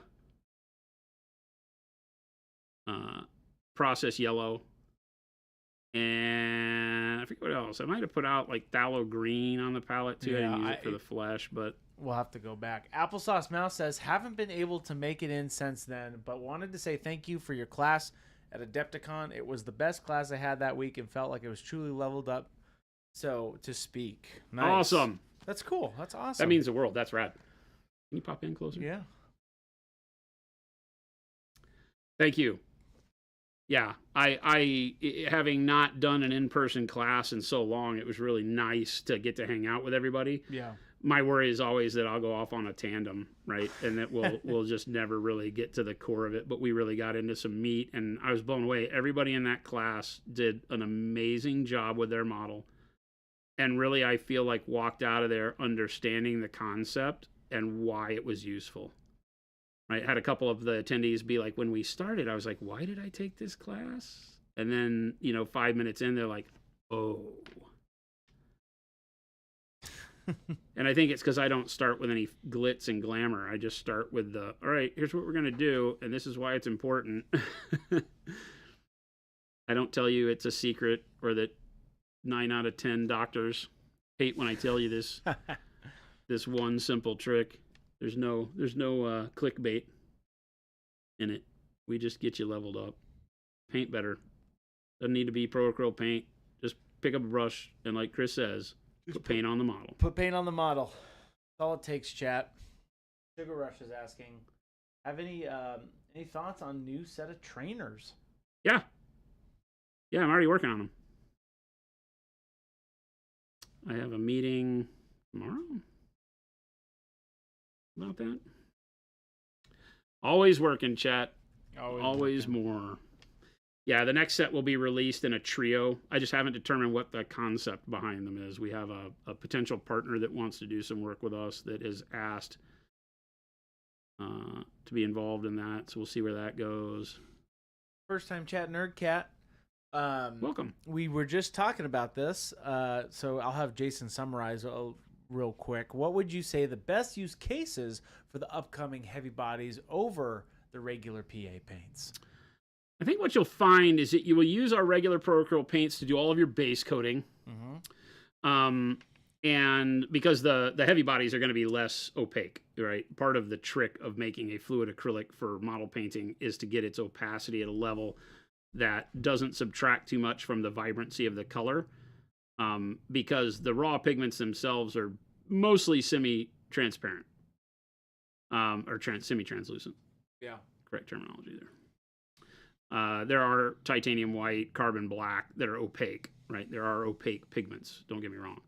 But by and large, the pigments by themselves are see-through, which is why some of our paints don't cover as well as others. Our yellows, our oranges, right? Because they, in order to give that vibrancy of yellow and orange, we cannot make them opaque, because once you do, you lose that vibrancy. You can make it look vibrant in the bottle so I can sell it to you, but when you put it on the model, it fades out because it usually has too much white in it, and that white desaturates the color. So the heavy bodies will act more like that. You'll be able to see through them, which makes them perfect for filters and glazing. But also you can use them to paint the whole thing like I did. We didn't paint anything base color-wise under any of this. We just started painting over the top of black primer. So it just would take an extra couple of coats to get the opacity built up. But it lets you then, use the black primer as a shadow the way you want to. Punch in on it. Right?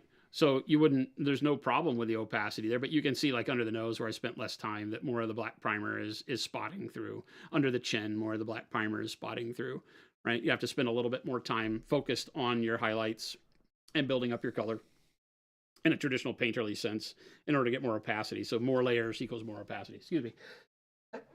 Oh boy, sorry. Bless you. But what that means is that they're fantastic for filtering. Right, being able to take a little bit of the magenta and thin it on your brush and do like the glazing of the tip of the nose and the pinch of the eye there, right, is just super, super simple with them because they have so much pigmentation that you don't wind up fighting an already diluted paint when you dilute it more for glazing. That make sense? Yep. Jason, I believe you said bag acryl will have 1,000% more pigment. That was Chris. Where do they fall in between heavy bodies and the regular pro acryl line? That was Chris. I'll turn that over to Chris. I wish I was able to tell you that, but the man behind our products is standing before you, front and center. So I don't know. Sip some water. Water, straight vodka. Now it's just. Bag acryl's the way. Get ready. 2055. It's coming. 2055. That's when bag acryl's Thank God coming. I don't have to be here to worry about that. That's great. That's great. Oh. All right. Okran. May 28th, we're starting the heavy body chrome painting.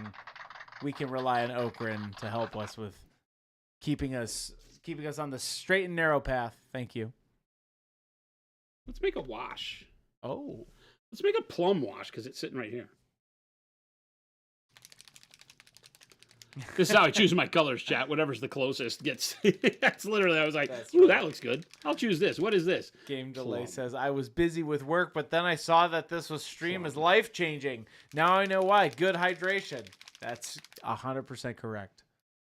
And Can you imagine if that was vodka and I drank it like I drink my water? It just had zero reaction by the end of the show. It's like, Oh what's wrong with that man's liver? Oh my gosh. But about 4 drops of plum in there. Why plum? I don't know. It was close. That's the only thing I can tell you, chat. Glaze and wash medium. I want everybody to pay very, very close attention here. This is our very highly scientific mixing method. So what are you doing here? You're making a wash? I'm making a wash. 4 drops of paint. Let's actually count them out. I usually just do the blop thing. Like 1, 2, 3, 4, 5, 6, 7, 8, 9, 10, 11, 12. So that's 3 times. 14, 15, 16, 17, 18, 19, 20, 1, 2, 3, and 4. So about 6 times the amount of paint. Probably a little more because that dropper puts out bigger droplets. All right, so about 6 to 1 paint to medium is where I start. And then we give it a little spritz of water, which I can't measure scientifically, so we just go blap, about like that. About like that. Yep. Then we take the butt end of one of your brushes. Don't ever mix with the bristle side of your brush. You don't want to have to clean up after that.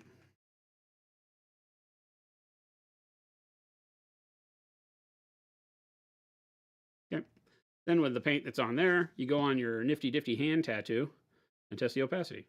And see, that's going to be a great wash because it doesn't cover up the snake tongue. Everybody runs out and gets snake. I'm going to be a Adepticon next year and everybody's going to have rattlesnakes on their hands. Look! I did it! I can now make my own washes at home! But Mom, the man said, the man on the television, is it Can you call the computer monitor a TV? I guess so. I guess maybe. I don't know. Right, then you dip your brush in it, and then you go like this.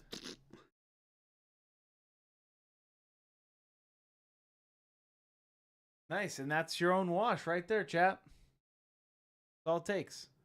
Do you think adding an additional glass bead to the PA paints at home will achieve anything useful? Could they damage each other inside the bottle? Nah. No, but it doesn't add anything really. I mean, more weight will agitate more. That's just the long and short of it. So if you feel like you're not getting the paints shaking up correctly, then yeah, you can add another agitator. Will they knock into each other and blow each other up? Nah. Not unless you're Superman, at which point in time you didn't have problems agitating your paint anyway, so.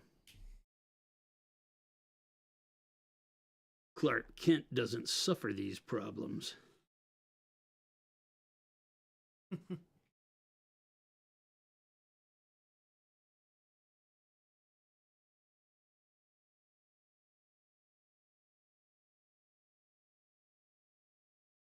Clark Kent doesn't suffer these problems. Yes, new PA brush butt paint mixer. That's right. I love it. Done. But I don't know about that one, D-Fresh. I love this concept. Game Billy says, look, just don't wash your hand, then you can paint over the old paint to check your colors. There you go.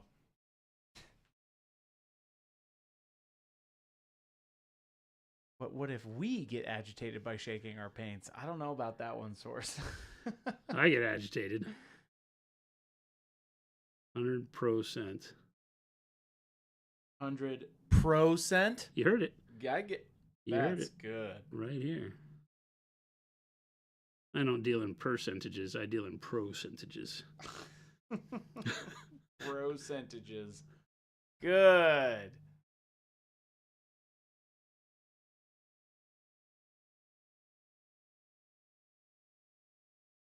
A percentage is a percentage plus 1.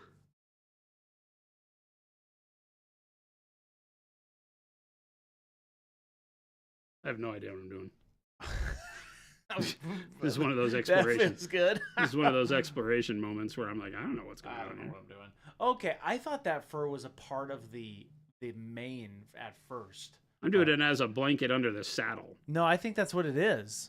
because the hair is sculpted differently. Yes, I think that's actually what that is. The fur under the saddle is sculpted differently than the fur on either his mane or on the head, but I'm going with it being like the cloak. Nice.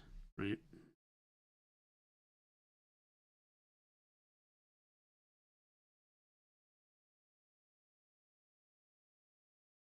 Just like ProCrill, a pro cent is worth more than other cents. Yes. That's right. Exactly one more. We're Make sure you calculate, Nerdcat says, make sure you calculate your percentage accurately, accurately. There it is. We get it. Nerdcat. I love you guys. Great. You guys get us. You complete me, chat. Acrylidy. You complete me, chat. Oh my gosh. Don't start. Who knows, man? Who knows, man? That's great. Hey, folks. Hey, Super Duper John. Hey to everybody. Welcome in.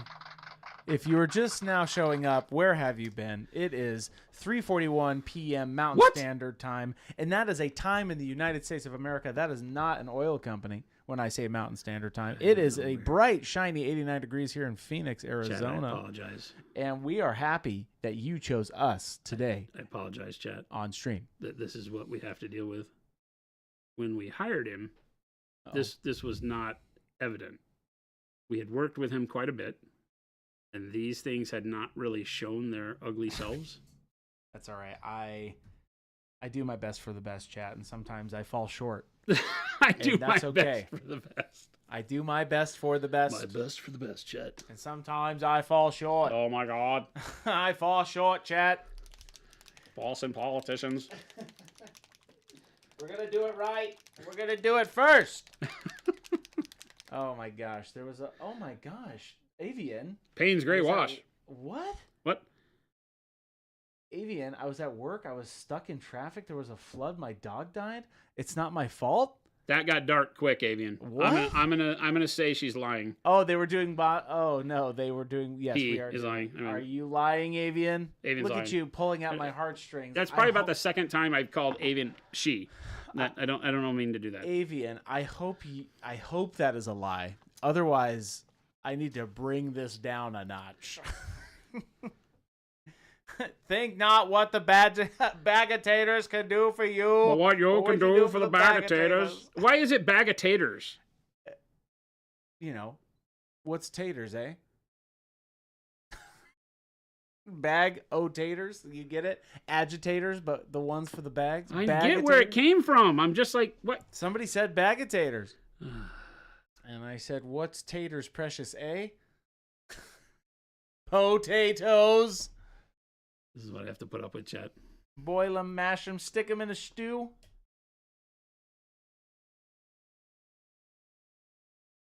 That's what we have to deal with. Avian says, what does this say? Yes, you're a liar.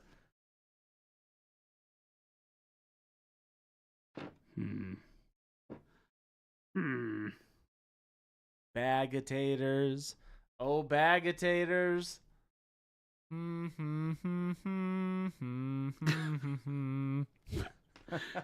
wet blending the Payne's Gray into the plum wash.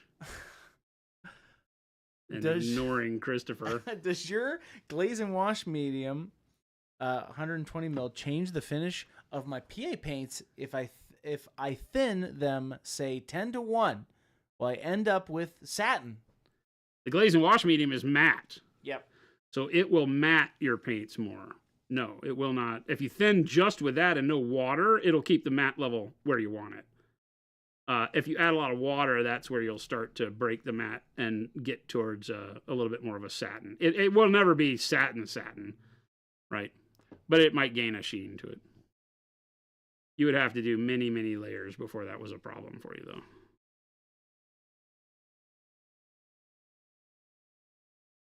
Ring of Bloom says, I'm making a shopping cart. Thanks for the answers. Absolutely. Oh, definitely. You're going to love that stuff. You're going to love it. You're going to love it. You're going to love it. That's the thing. We try to make good stuff. Not just stuff. You know what? We make good stuff, not just stuff. There it is.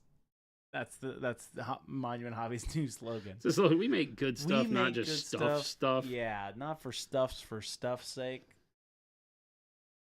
How many stuffs can you stuff into the Evo bag? Lots of stuffs. Good stuffs. That is true. Only good stuffs, though. The Evo bag has a alert system built into it. If you put just stuff in it, it gets a little awkward. It starts spitting it out. Looks like a pom-pom right now, says Ghost Hunter. Oh, and it does. It's a very interesting approach to this model, Jason. What do you mean? It's just I like this color that you picked out, this purple. It spoke to you. I thought the plum and the Payne's Gray would give me something cool as a backdrop, because then we go and we highlight back over the top of this, and these become another form of underpainting.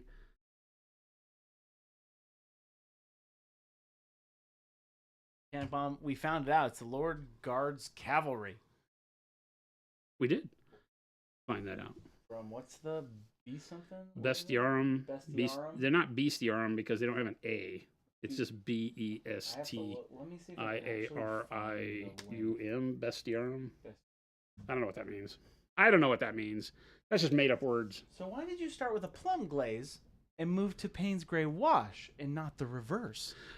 With washes, sometimes it's easier to go with a darker color after. You've seen me do this before where I'll do brown and then black over the brown. It really is just a matter of being able to take the wash and use it as a shade, right? So right now, even though it's wet blending because I'm painting quick and I'm not giving the plum chance to dry, when I go in with this, I can just put it in the shadow spots. Whereas if I put this over, or if I put the plum over the top of this, putting the bright color is going to give me more intensity on the plum, and that's not what I'm going for. I want the plum to be muted, the pinkishness of it to be a more muted aspect of this, except up in the highlight. So that's why I'm not doing as much paint gray up here and more down here. And I get that blend working. Yeah, that's cool. That blend would not happen with washes if you did the plum second. Because in order to get that intensity of plum, you'd have to put a lot on, and then it would get into the recesses in the Payne's gray, right?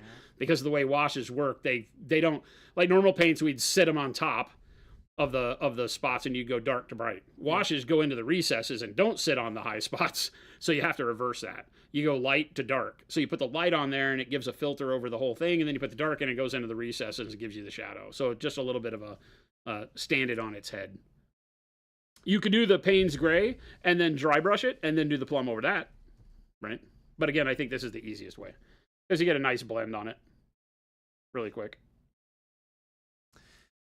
Little Billy asks, what are your thoughts on color shift metallic paints like Turbo Dork, and would you venture into a product like that? You know, we have never thought about doing it. My stance on this, and I always think I'm going to offend. We love the guys over at Turbo Dork, but I don't like effect paints like that are uncontrollable, right? So they, for my painting style, don't give me a whole lot. And to answer the second part of your question, would we ever think about it? No. And you know, never say never, but I just don't think so. Turbo Dork do such a great job with theirs, and it's inherently a problematic paint, right? Because it thickens really weird. You got a lot of heavy particulates of paint, and they do a great job with it. So I think if you want that kind of paint, you've already got a great supplier of it. Go buy it there. You know, we've been, and always are, very honest in the fact that we don't care what you paint with what works for you. And I hope some of it I sell, but even if none of it I sell, that's okay. Monument Philip says, what are your thoughts on bananas? I like bananas, and I typically eat them while making eye contact. There you go.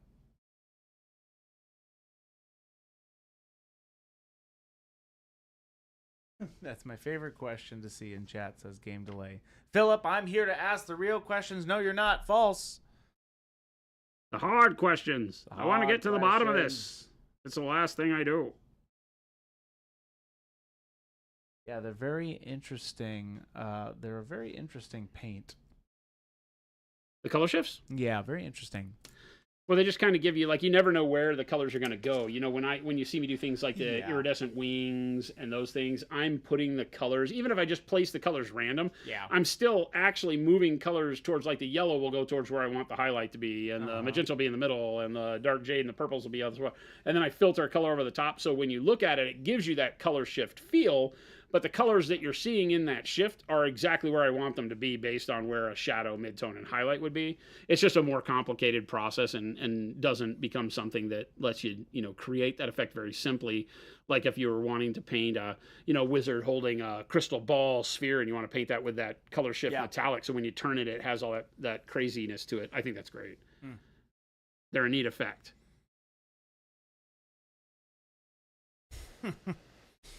Ask not what banana Jason can eat for you. Ask what banana can eat for Jason. What banana you can eat for Jason?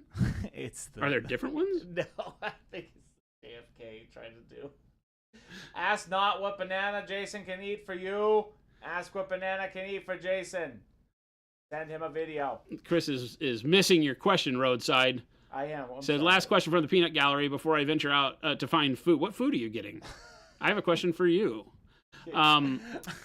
Whoa, wait a minute. I'm going to answer your question with an absolutely irrelevant question back at you. It says, I venture out, okay, what colors would you recommend for creating an iridescent black? Are we talking about the kind of black that would be like oil stain, where you're seeing like all of the rainbow-ish colors on the surface? That kind of a black?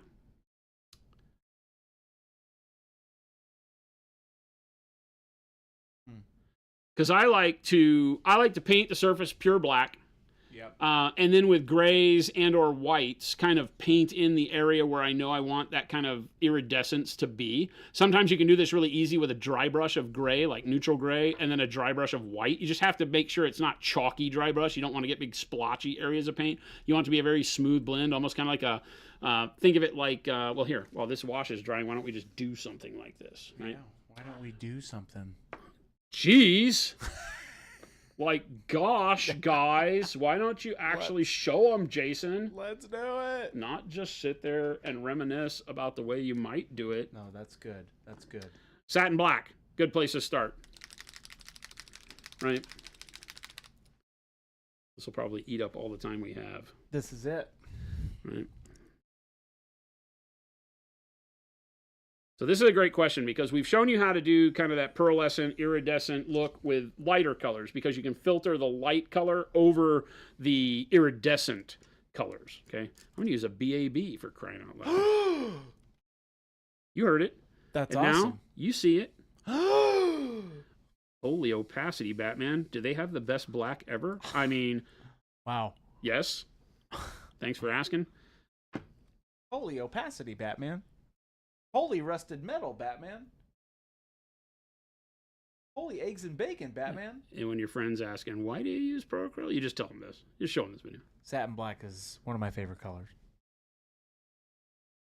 I just want to get this area done to where we don't have any really bright white showing from the back immediately here on this side. Otherwise, it'll act as a visual deterrent for him. Right. There. Wing. Ain't nobody got time for layers and layers and layers. Grab the BAB when time's of the essence. I see people just paint their whole army with the BAB. Oh, I can't wait.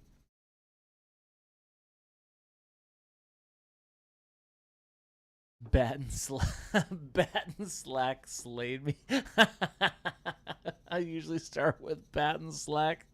That is hilarious.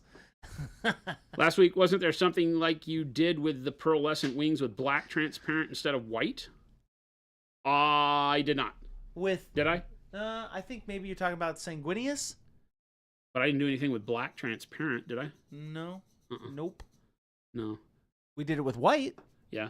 Doing the black transparent over blues to get black armor is a great way to do the same kind of a thing, but in order to get that kind of weird undulating feel of like the iridescence is hard with dark colors because when you filter the dark color, transparent black, thin down coal black, thin down satin black, whatever you choose, when you put that over the top of those colors, it sinks them all away. They go away instantaneously. No matter how bright they were, you put black over them, they turn gray. It just looks weird. It's not bright and vivid like you want it to be. So lay the black down and then get like a dome dry brush. I'll get my DD2. I think it's a DD2. Yeah, I have a DD2 over here. Just a dome dry. This thing is hard as a brick. Which one? The DD2. Oh.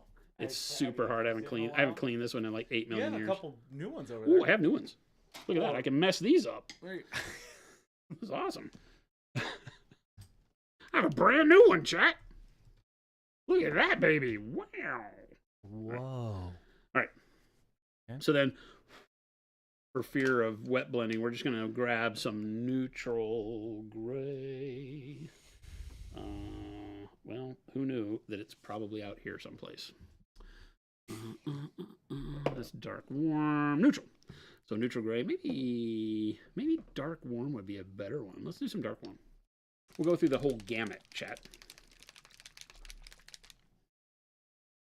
I'm just choosing a dark gray, a mid-tone gray, and a light gray. And I'm gonna show you how to you basically like do some smudge blending here. Get the dry brush a little damp.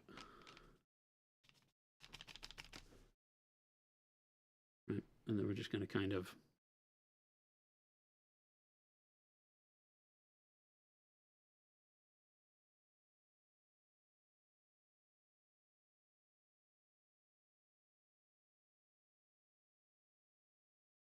notice how I'm just stippling, right? I'm just kind of bouncing the brush. Can you pop in close? Mm-hmm. Right? Okay. Rinse that out. Get some neutral gray.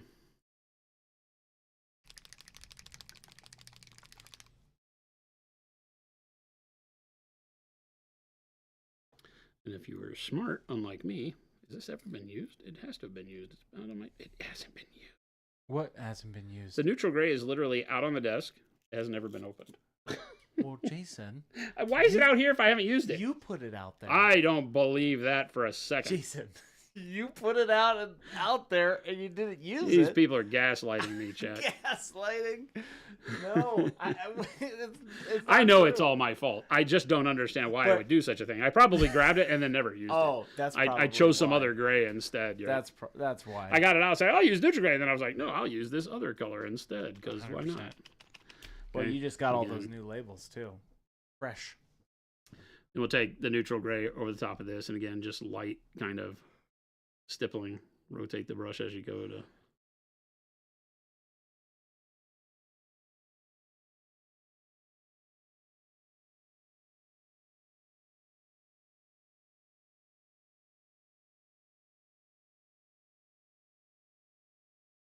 This is stipple wing glazing, Ghost Hunter. Yeah. Stipple butt. Stipple wing glazing. Stipple butt glazing. I've heard of it. Stipple butt glazing. It's an ancient. And then bright neutral gray.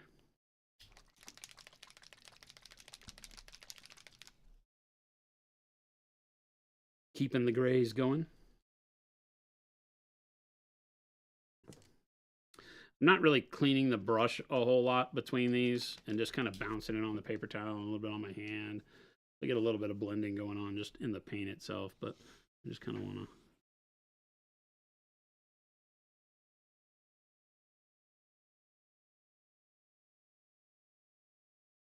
When should you use stippling? Says Kyle.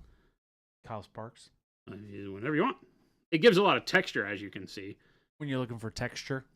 I mean, yeah. Or That's the typical version. answer is when you're doing like cloth and things like that. For stippling, yeah. Right. Jordan was doing some of that yesterday. Ooh. Okay. I see what you're doing here. So it can kind of give you a very rough textured blend of value. You could do it with dry brush strokes too if you were doing something like armor. The idea is to just not get the chalkiness on here for when we put the color. But then I want titanium white.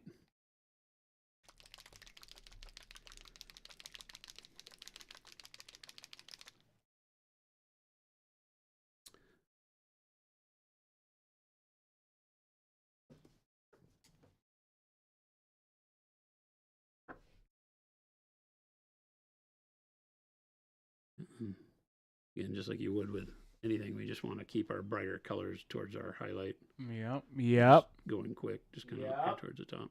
Yep. I like it. Something simple. Then do the fun part, which is add the colors. Now here, if you're doing the iridescent black, you got to choose what colors you want. I like magentas, purples, blues. You know, think like beetle back, maybe some green. The deets and dudes. That's right, Panic Bomb. Right. So let's get some transparent yellow. Let's get some transparent green. Some dark magenta and some transparent blue. Dark magenta. Oh, let's just use magenta wash. Even easier. And then transparent purple. Transparent blue has got to be out here someplace too, right? That's brush on primer. That is not transparent blue. Can you work your magic, Chris? What are you looking for? Transparent blue. I don't see transparent blue anywhere. But it's not here.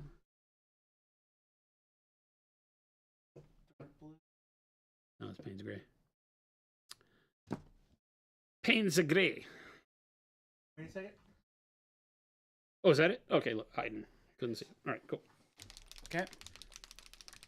Now I'm going to put these in, well, I don't have enough cups, so I'm just going to put Ooh, them I need out. to buy myself some, magenta wash. I need to get some of that. It's very good. I've tried it. I've tested it out, and I've used it with the skin stuff, but I needed to get my own bottle. I'll do it on my eyes. You're mixing this on the palette? I'm not mixing any of these. I'm just You're not putting them mixing. out on the palette. Just some droplets of transparent colors to play with. I don't need near as much as I'm doing here. I was going to put them in individual cups, but I'm out of cups. I'm not going to use the pure green, I don't think. I'm probably going to mix the green with the yellow, but we'll still put out a drop of it there. I'll make a note. We need more cups. They're out in the hall. Oh, they are? Okay. Yeah, we have tons. They're just not here. Oh, okay. Or if they are, I'm not. We're running towards the end of the show, so I'm not Yeah. going to worry about it. I'm just going to put it out here. This is a fun little thing to do. Yeah. Right. And then the magenta. I don't worry about colors like red too much. Blues and purples, magentas, and then green and yellow. The red on the black is not something that I feel like is highly visible. Greens, green yellows, things like that. So I'm going to get a lot of water on the brush. I'm going to add just a touch of green into my yellow here. See how intense the green is. Right. And then we can just kind of, the fun part here is we can just kind of, just kind of dapple that around. And what's going to happen is you're going to get that intensity of color on the areas where you had your stippling of grays and whites and such. But you see it doesn't do much to the black. Carry it over into the black a little bit, but not much. Right? Yeah, pop in. And then can you back us out manually? Got a little too much on there, so I'm going to siphon a little bit of that away with the clean brush. But you can probably already see where I'm going with this, right? Then I'll go to blue. Next, a lot of water on the brush, right? Go to blue, and then just kind of tap it into the green.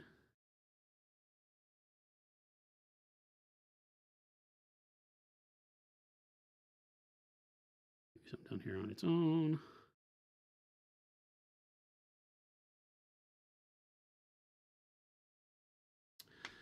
A little bit of the purple. Again, just tons of water. Yeah, a lot of water because you're going to get the color from it going over the white, right? And we can just kind of smack these colors around. And kind of drop it in there and get that watercolor effect. So it's just kind of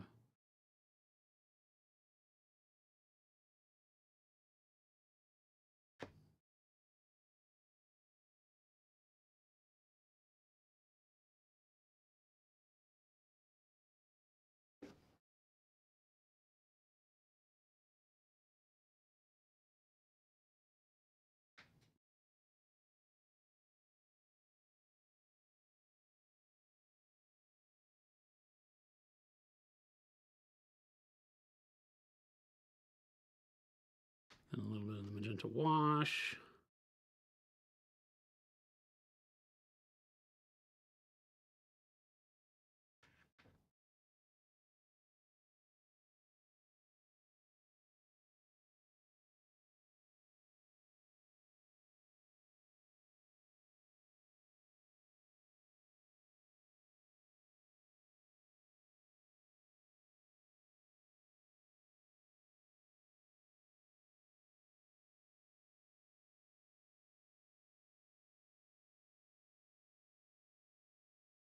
The function here being that because we don't have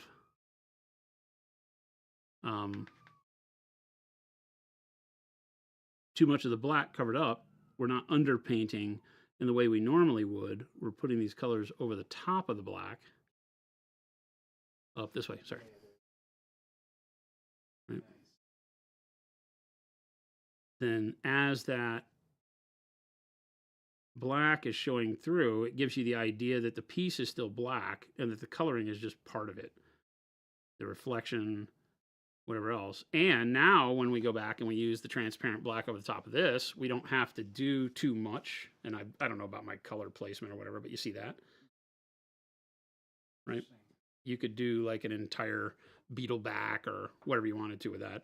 And if you wanted more of a particular color in there, you don't have to dilute it as much. Maybe you want to have that be more blue in there.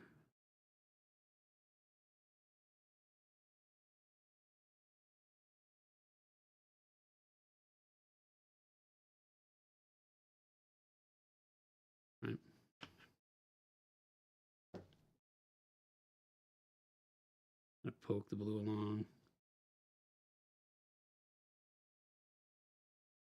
A little bit more water on my brush, and I can just kind of stipple that around, blend it in with the areas around it. It's almost like working with watercolor at this point.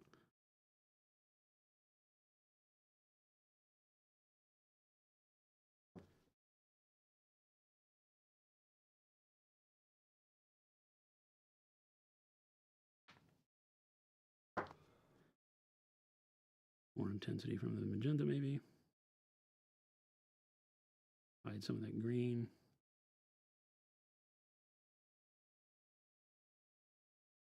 Right. AC Miniatures, thank wet- you for that raid. Wet brush again. We're doing some iridescent rings, raiders. Welcome in. And so you can just kind of play with the color to get it the way that you want.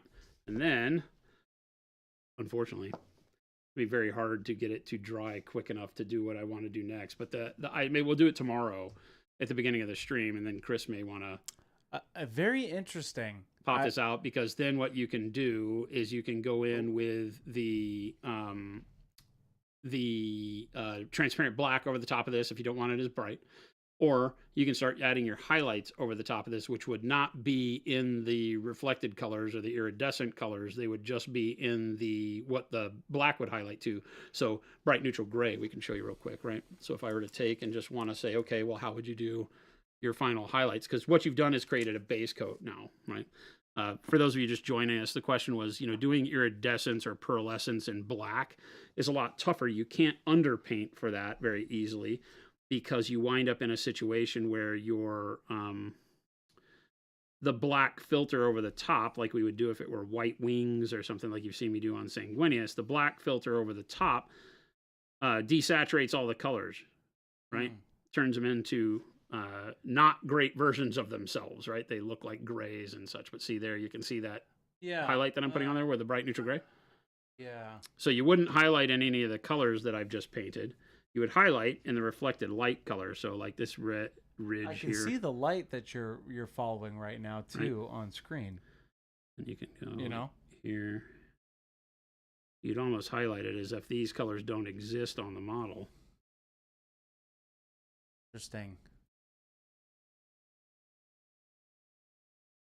A lot of these colors are still wet, so it's wet blending as I'm going. But you can tell where your light is. Like you can see where it's hitting, because the paint is wet. So I'm seeing it in the camera where there's a little bit of a reflection from the wetness, right? Yeah. And you're kind of sketching that in, right? Yep. Oh man, interesting. Right. Very interesting concept. And then you would filter over the top of this with transparent black, and you don't have to do but like one quick layer, so you're not going to desaturate many of your colors. And you don't really even have to do a quick layer if you don't want to. If I wanted to come in here and stipple in some highlight for where the wing skin is up here at the top. Yeah. Yeah, I'm going to have to try this as well, Tech Elf. Very interesting. Oh, see, it's wet blending here. So I'm getting like this pasty pink color. Not pasty pink, but I'm getting this pinkish color because I'm like, where's my bright neutral gray? Right. We get the drift. You would basically then just go in and highlight, and by highlighting it in the colors, you would highlight black and not in the colors themselves. Then you start making the whole thing feel like it's tied to the color of black, not to the colors that you've got in the iridescence there. So hopefully that makes sense.